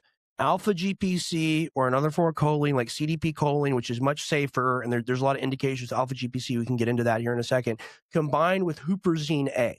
So what is alpha GPC? What is CDP choline? What is choline in general? Choline is the fuel source for the acetylcholinesterase system in your brain. And that basically modulates your parasympathetic and sympathetic nervous system. It has to do with explosive potential if you're working out, has to do with mental drive and the ability to stay focused on a task and the direct mode network and all that stuff. Huperzine A acts as a rate limiting step eliminator for the synthesis of acetylcholinesterase in the brain. So basically, you can give yourself more of that fuel source you by default need to get 500 milligrams of it a day. So you can supplement with that, and then you can increase the amount that you can synthesize with the Huperzine A. That's kind of a 1-2 punch. It's a very simple system. That's a system that I implemented on the Infowars Life product, now DJN product, TurboForce in 2019. Now, if you want to crank actual stimulants, but you don't want to have kind of the jittery caffeine effect, you want longer lasting without the crash, I would say theobromine is a no-brainer. Cacao flavonoid, I think it has a 12-hour half-life as opposed to caffeine's 9-hour half-life. It's about 2/3 as weak, like 66% versus 100 compared to caffeine versus theobromine. And it's got a lot of neurovascular effects. I think it's got a pro-nitric oxide effect as well. So it increases blood flow in a way that caffeine does not. Big fan of that compound. I would say if you want to marry them all together, you could buy them in bulk very, very cheap, or you could take Brain Force from 50percentoff.com. It's got all those ingredients in there. Very simple, very powerful system. I've been selling it for a long time, been working with it for a long time. You look at all the top rated energy products now. I mean, Jocko Willink, he's got a weak version of it, but that's what he's got. He's got alpha GPC, Huperzine A in his product. So that's what I would say. If you want to stay away from the caffeine, if you have a bad reaction to it, modulate the cholinergic system, get enough eggs in your diet, and eat Huperzine A. That's what I would say. That's really interesting. What about lion's mane? Sure. Well, lion's mane's cool. And the thing about lion's mane is I don't see it as a direct stimulant. It doesn't have that effect on me when I take it. It increases, like memory and learning retention and like task attunement and getting better at things over time. Lion's mane boosts BDNF. It boosts brain-derived neurotrophic factor. So it makes your brain more plastic. As we get older, especially after the age of 25, your brain becomes much more rigid and it doesn't want to grow. Your neurons, they have a lot of issues.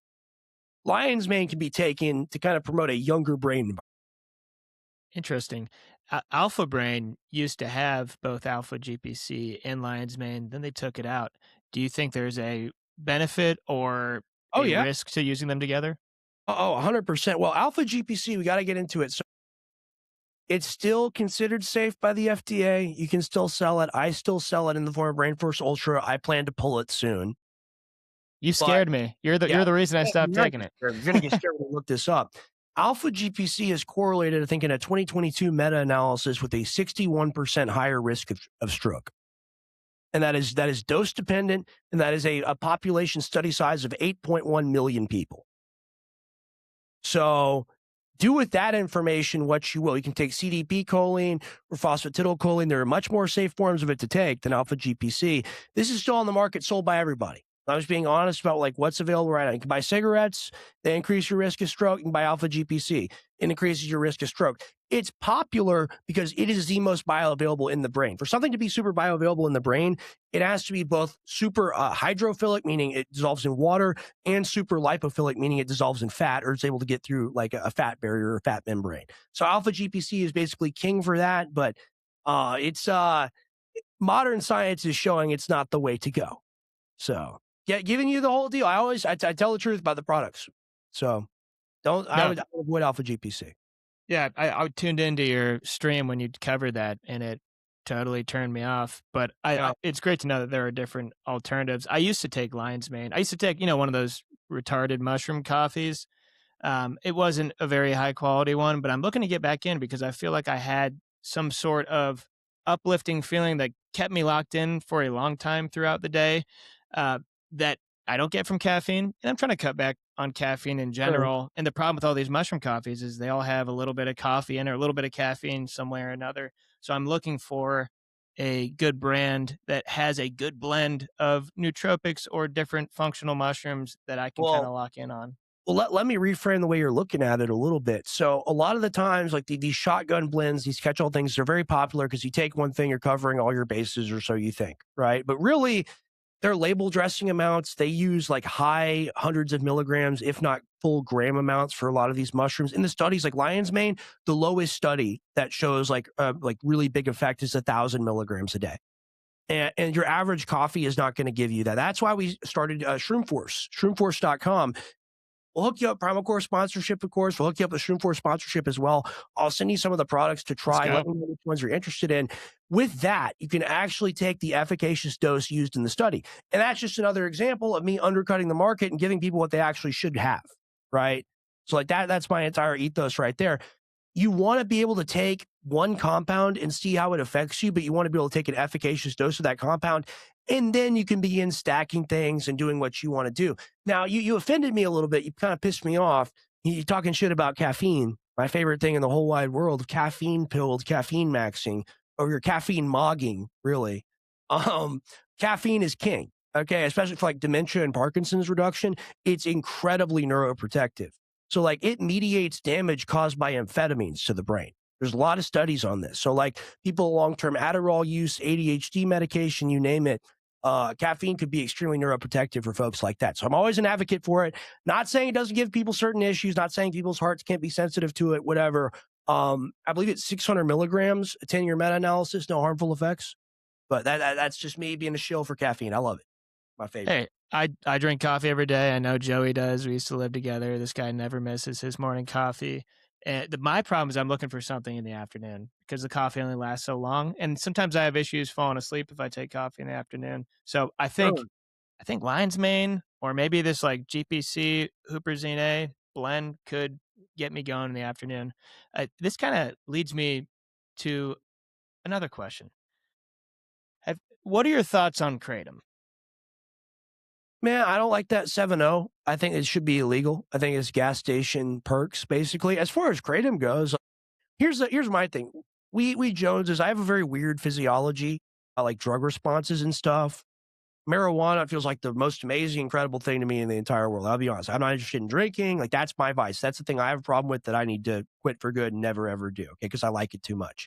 Other people, it's the opioids. I've snorted Dilaudid. I've tried it. I've tried to get high off it. I was prescribed OxyContin when I knocked my teeth 2 inches back in my mouth and had a broken maxilla.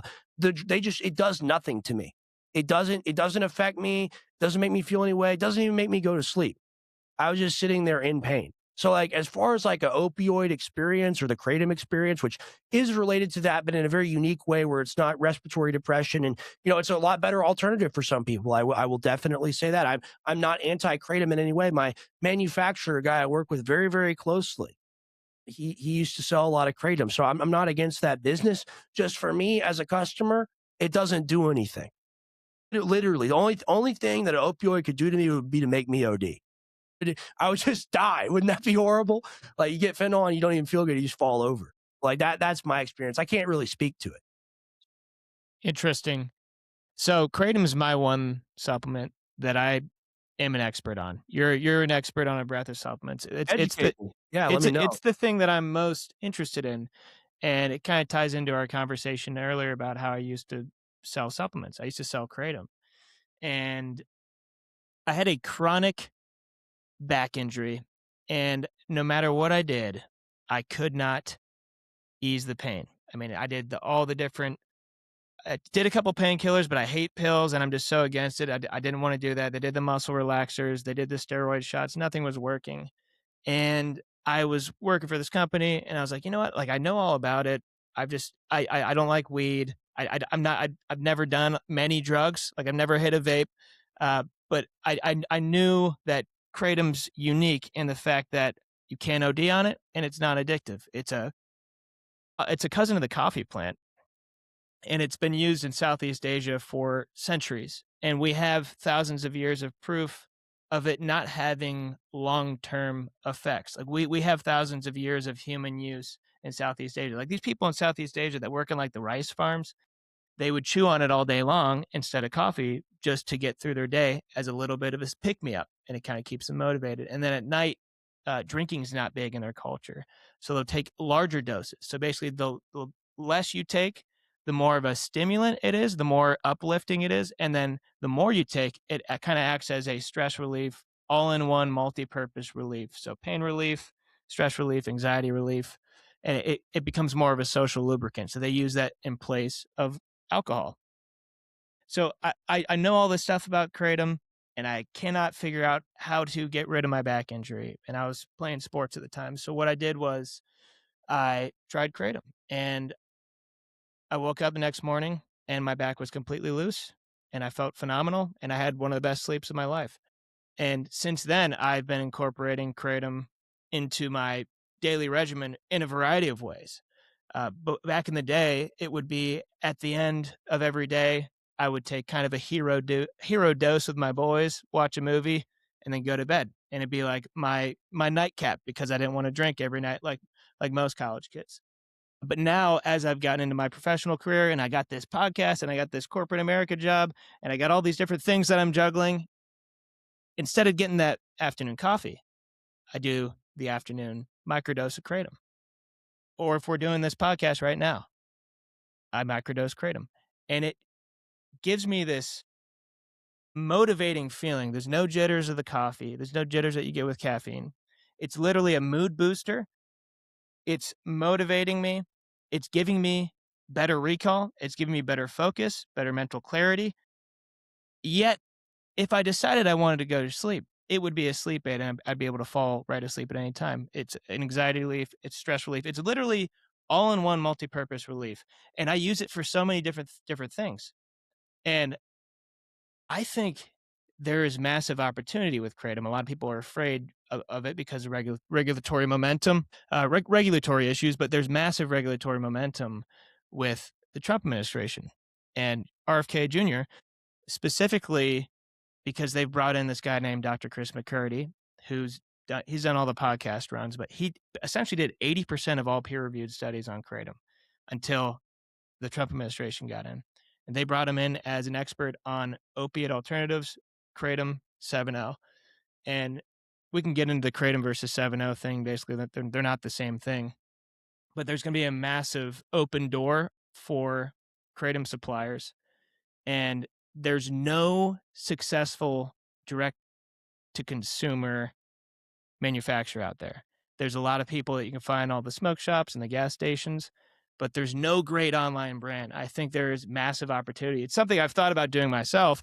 I just never have taken the time of day to figure out what I need to do to get past that hump.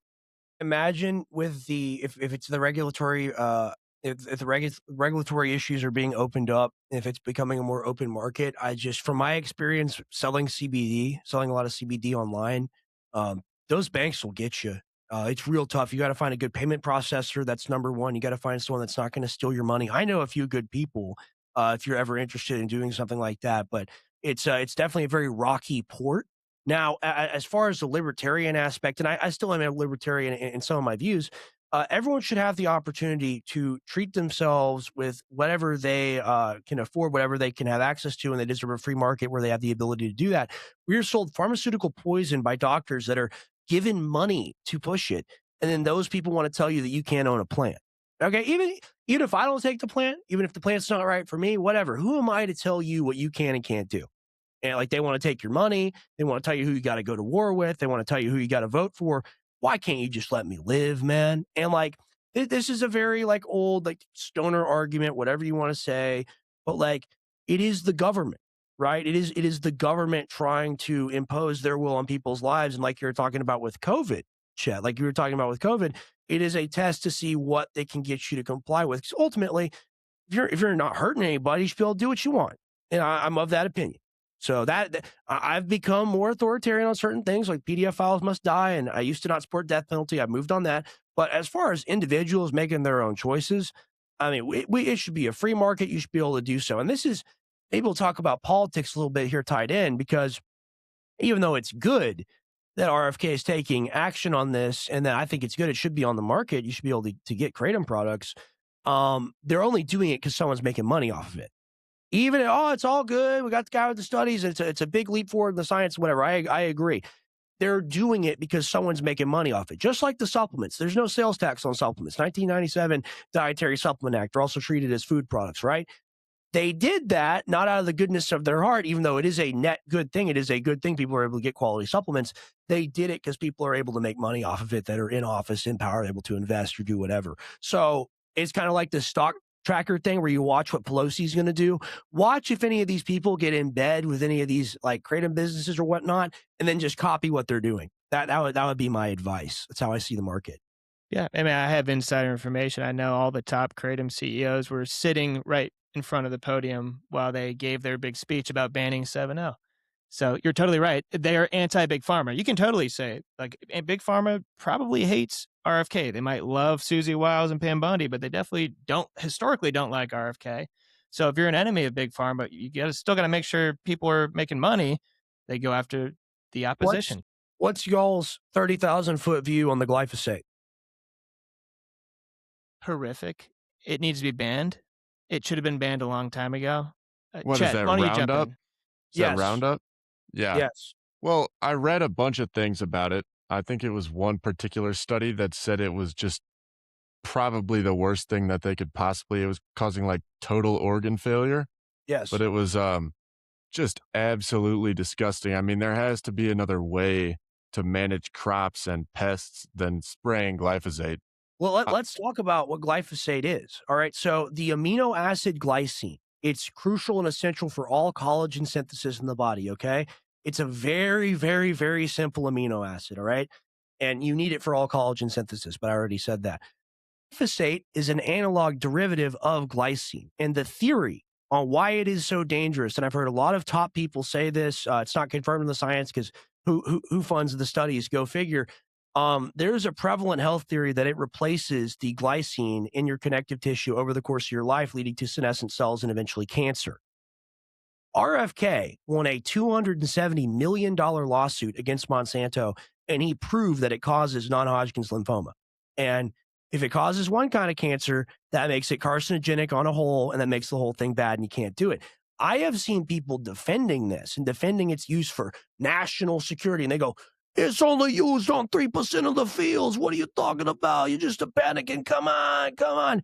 It's used on 30% of the fields for weed control. Okay. So you don't get to tell me that when they use 280 million pounds of something for the food supply, that it's not in the environment. And they go, what do you want to do? You want the entire food system to collapse? What are you, a wise guy? You don't want people to be able to eat Cheetos? Come on. People got to have the gas station chips. And it's like, there's multiple things you could do.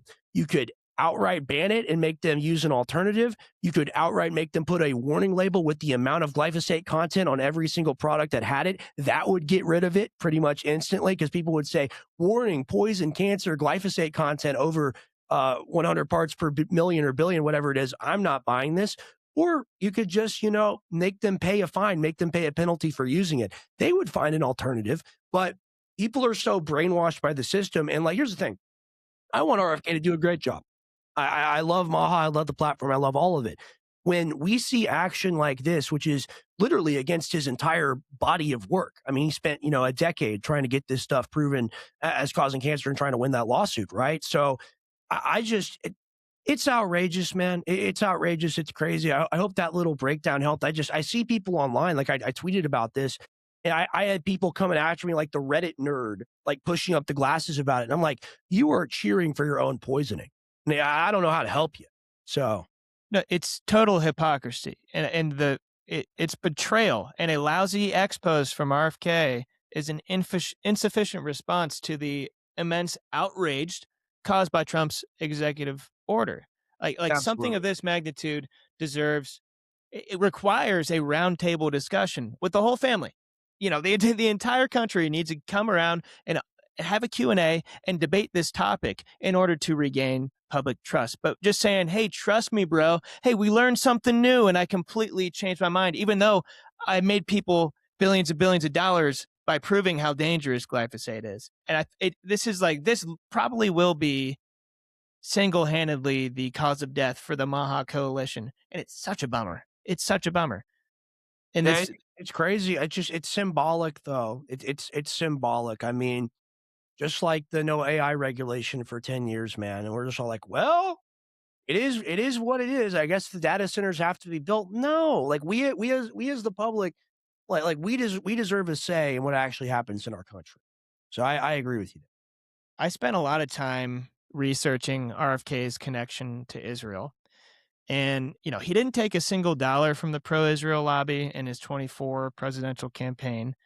We know Israel was undoubtedly involved in his uncle's assassination and possibly his father's assassination too. he's best buddies with Rabbi Shmuley and has consistently supported Israel throughout the years. Shmuley knows. It's wild. Isn't it? He went to college with everybody. Like what? But go ahead. It's wild. Here's my question. Like, RFK's been involved in all these different scandals that always get swept right under the rug, and nobody talks about him. And he's also friends with Rabbi Shmuley. Might I remind you, do you think he's being blackmailed? Like, what's going on with RFK Jr.? What are your thoughts on him? Big picture. I don't even think it's that necessarily. I think, like, here's the thing, like, establishment Democrat for years, Kennedy royal family, like, it's just you're part of the machine. Well, like, and here's the thing, even if you spend your entire life lobbying for like really good things and trying to bring people to justice, like, eventually when they're like, hey, like, you're going to be on the field and like you're going to get a chance to play in the political arena and you're going to live up to what your last name was. I'll tell you, like, I don't know what that is. I don't know what being a Kennedy is, but I have an idea of it. I can conceptualize it in my head. I can put myself in those people's shoes. I can imagine what their lives are like. It's probably like Succession, with that show. Like I've seen a hillbilly crackhead version of that across many different media personalities. I can imagine it elevated kind of in a political royalty sense. I think he's disconnected from the populace, and I think that those people are all of his friends. And I think that they have heavy influence on him because he doesn't want to lose those relationships. I mean, maybe he's blackmail, whatever. Here's the thing. If you're blackmailed, just as long as it's not eating a baby, you just come out and say it and you're the greatest American hero ever. That's why I don't understand the whole blackmail thing. It's just like, if someone breaks the system and exposes it for real, like Bill Clinton, I got to go tell the truth, Hillary. We ate the baby on the island. I just can't live with myself anymore. I know I'm going to die. I know they're going to execute me, but at least maybe God won't throw me into the lake of fire so quick, you know? Like, if he did that, he would be an American hero. But they're not going to do that. So go figure, right? Of course. Like, for a while, I was asking the question, like, is he being blocked by the DOJ and Susie Wiles and Pam Bondi because of their connection to Big Pharma? Is he just a deep state operative? But after this glyphosate betrayal, I mean, I've lost all trust. I think you're probably right. Like, he's an entrenched. It's pressure. I guarantee he wanted it gone. But wanting something is not enough. You have to actually do the job. And doing the job is what all of our elected officials do not do. They are all empty suits. It is like you could literally pull the person out of the suit, put another person in the suit, and it's the same thing. And that's the thing. It's like, do we have a government or do we have, an autocracy? Do we have a kleptocracy? Do we have owners?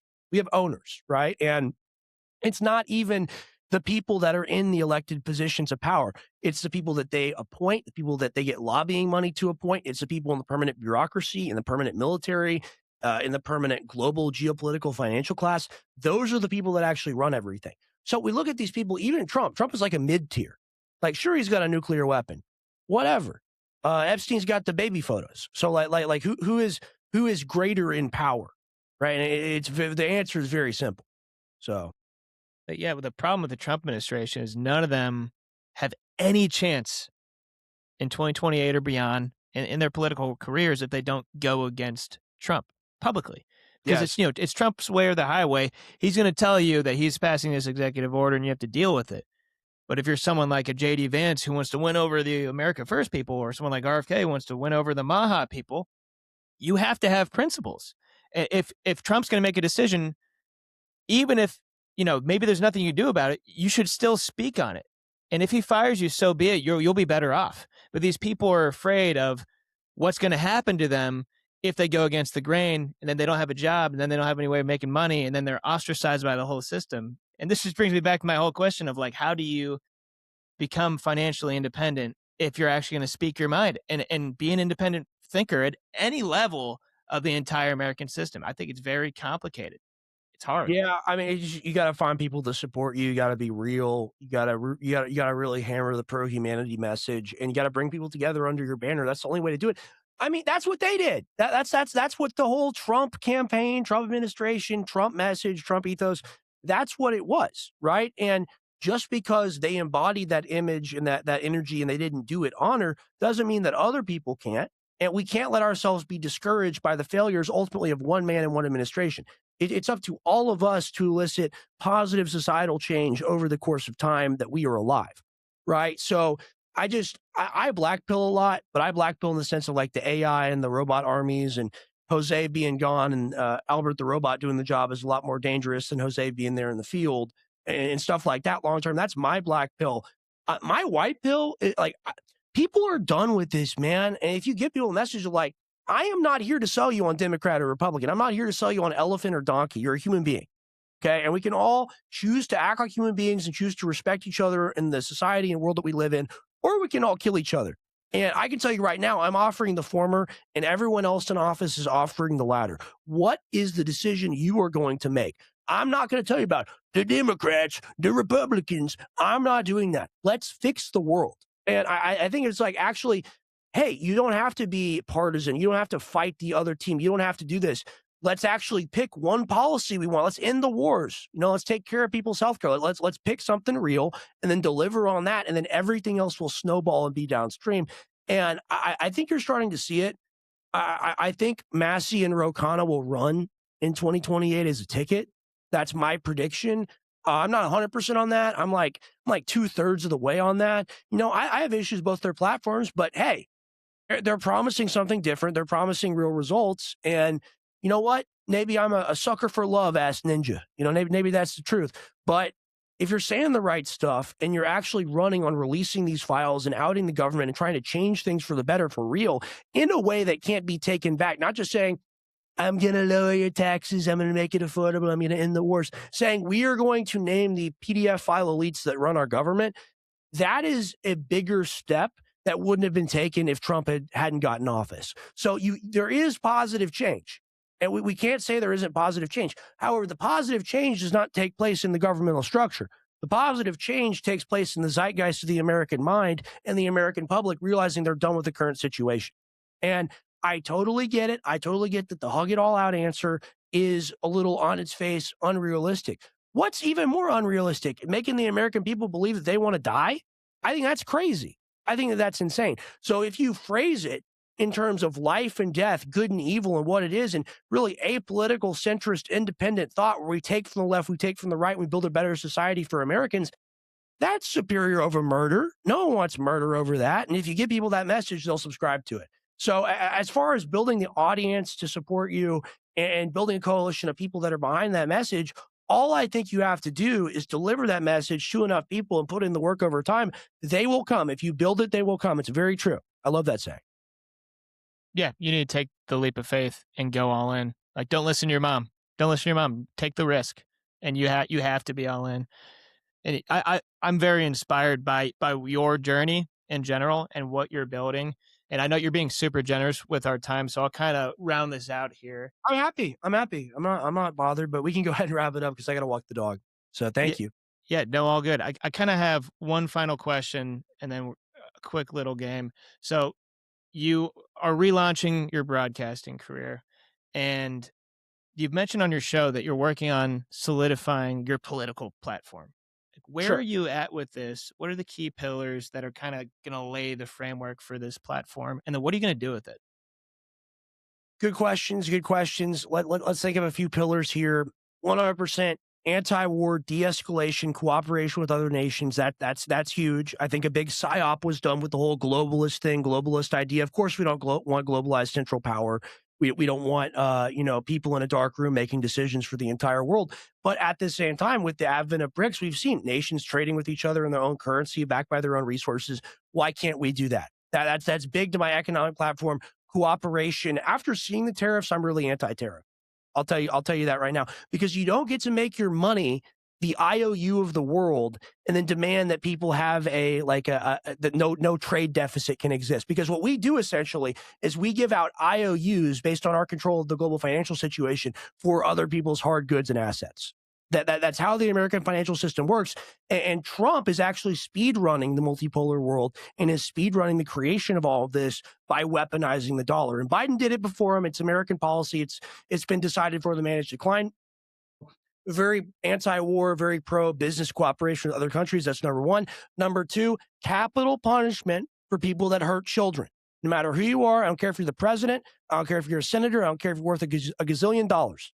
You do that, we take care of you, we get rid of you for good. That will restore the backbone of the country. Everyone has families, everyone has siblings, everyone has kids, everyone knows people that have kids, whatever. If you're a human being, you understand these people have to be gotten rid of, and it is a mercy. Okay, and it's the state's job. It's what the state is supposed to do. We're supposed to get rid of people that are predators, okay? And we don't want predators living in our society. We're not prey, okay? We're not food for people. So that's platform number 2. Platform number 3, let me think about this for a second, because I got a ton of things percolating in my mind. The recodification of the American Bill of Rights to your right to privacy, your right to own a gun, your right to free speech, your right to exist in a digital environment and still have the rights to all those things. We've got a lot of outdated laws on the books that are not constitutionally compliant. We got a lot of things like Section 230, which they're trying to get rid of, which is the only thing holding up the internet right now. The liability protection where, hey, we're on a platform, we're on YouTube. They can't get sued for what we say. I know censorship is horrible everywhere. I know it's a big problem. Trust me, they've been trying to get rid of Section 230 since I was like 12 years old. Okay, this has been a story and a law that I've tracked over the course of my life. We've got to protect that. We've got to have a digital Bill of Rights. We've got to have, freedom for people to exist in the environment. Another pillar that matches that and pairs with that, we got to take away the internet from kids. It can't be done. Can't do it. You got to be 16. And I was 12 years old. I was given an iPad that fucked up my life. And I know a lot of people are the same. You're given unfettered internet access. You're going to watch stuff. You're going to watch porn on the internet. I think that should be illegal. I think those companies owe reparations to Americans and American children and American families. That's a pillar of my platform as well. Really protecting the children, protecting our future, protecting sovereignty, protecting American rights, but then not being overly aggressive and trying to domineer the world, but trying to work with everyone and trying to come together. And people will tell me that's unrealistic. People tell me, well, the entire rest of the world is so cruel. They're just waiting for America to soften up so they can rip the throat out. It's like, you've been selling us that bullshit for 70 years. Shut the fuck up. Seriously. It's an old fat boomer who's presided over the death of the country, living in his $600,000 house he bought for 80 grand, telling you that shit. I mean, come on. We got to work together with other people. The nation will not survive if we don't. Those are my platforms and positions. More are coming out, more are getting formulated. Like I said, I need to codify it. The reason why I said I have to codify it is whenever you talk about one of these common sense positions that makes sense to everyone, you get a nerdlet, a partisan nerdlet that will stick their glasses up, that will make the Reddit face, and then will go, do you have a source for that? Actually, that will destroy the economy by 89%. You're not aware of the capital gains tax and its impact on America. And it's like, shut the hell up. You play a fiddle as Rome is burning and you say nothing can be done. That's who these people are. Having your policies laid out, literally, you have a binder full of evidence. Like, okay, we're going to go to Article 20 here. You're saying the genocide's not really saying that's not happening. I got the Lancet report right here, sir. Let's just look at that right now. And that's what I want to do with my investigative journalism going forward is I'm going to have like a caddy. I'm going to have a guy literally carry around papers for me, and we're going to walk out to people and we're going to fact check them. Because like these nerdlets say they love to say got a source, but they know you're right.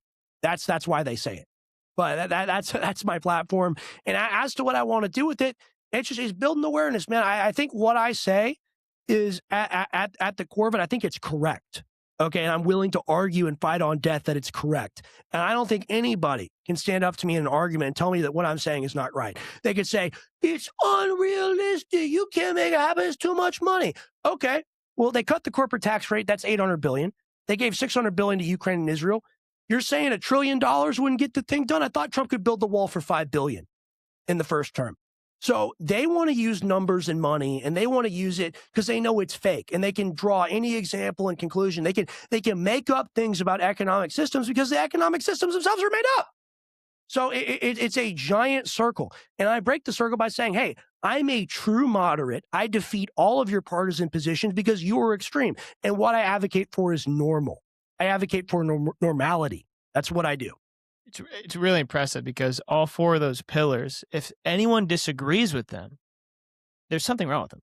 Yes, there's something psychologically wrong with them, and you're focusing on the things that everyone has to agree on for us to have a sense of community in this country again, for us to be grounded in Christ. Like these four things are indisputable.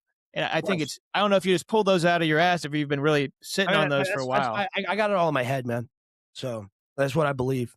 So it's really impressive. And I think I can talk for all of us when I say we all agree So you have all these shows, you have your platform, you have your ideology.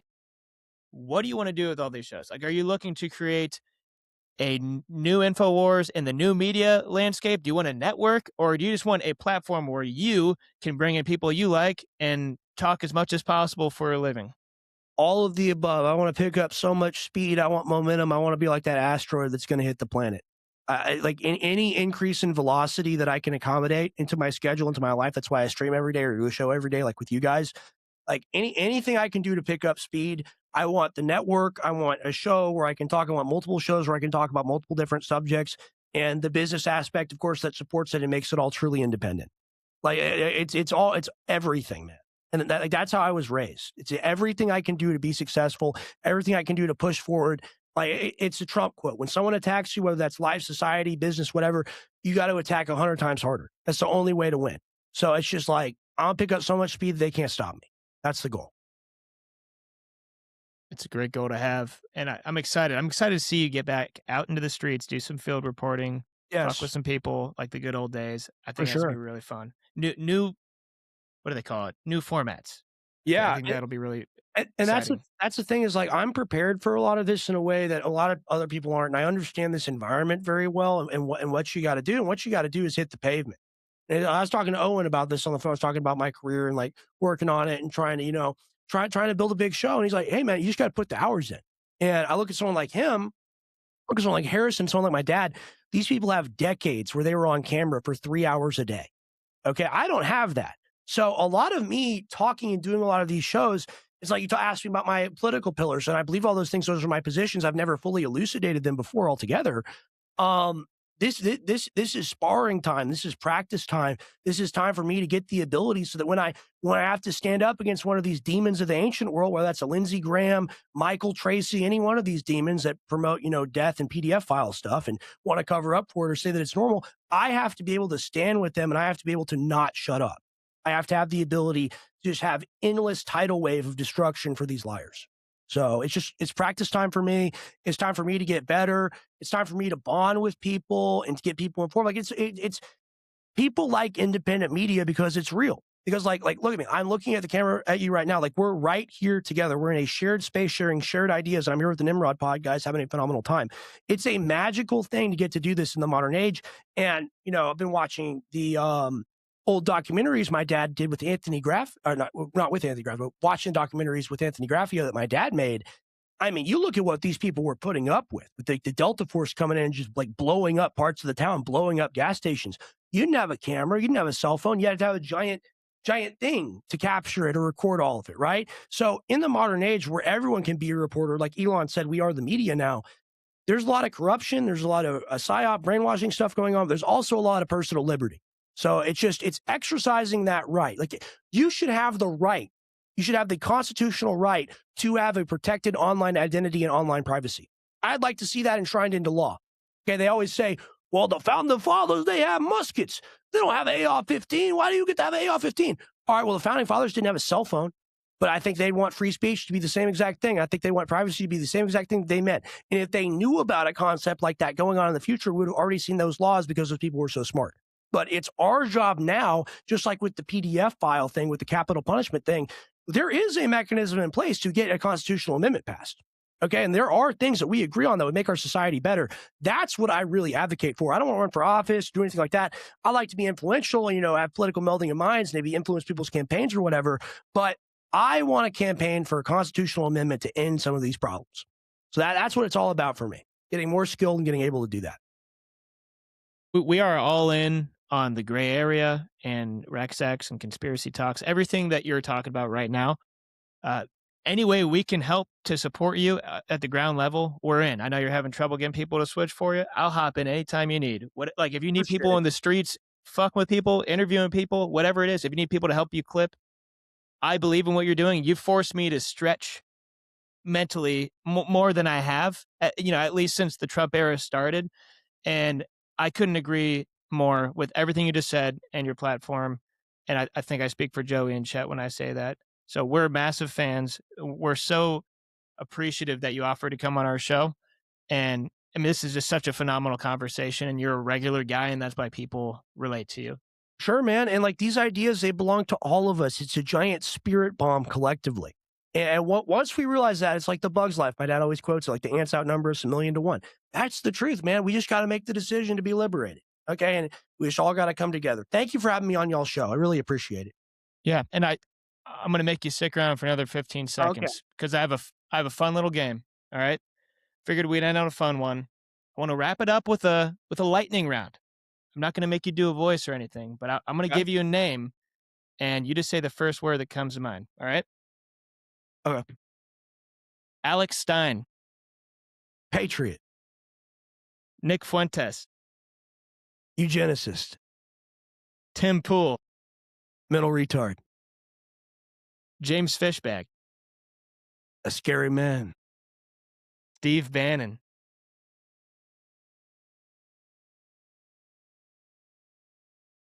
Expired boomer. Randy Fine.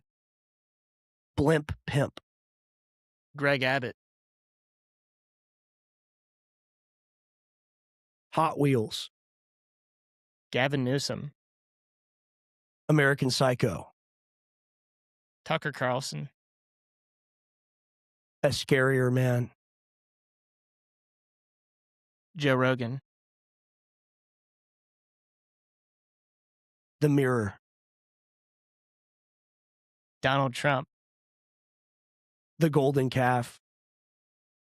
Alex Jones. Patriot. You passed. That was beautiful. Well done. Awesome, man. Thank you for having me on, guys. Awesome. Thanks so much for coming on. God bless you. Thanks, God boss. Take care. 100%. Thank you, Joey. Thank you, Chet. Thank you, Lou. Appreciate y'all tonight. You as well. Rex Jones, ladies and gentlemen. In an extremely oversaturated digital media landscape, Rex managed to carve out an entirely new lane for himself with the gray area. He is the future of populist media. Everyone needs to hop on the gray area train before it leaves the station. And as a genuine fan of his, I'm beyond grateful that Rex graced us with his presence tonight. And hopefully, at the end of the next episode of the Nimrod Pod, we will have an affiliate code for Primal Core and Shroom Force. All you Nimrods out there, share this transmission to start the chain reaction. You're going to want to be a part of this from the ground up. God bless you all. Thank you so much for watching, and we'll see you next week.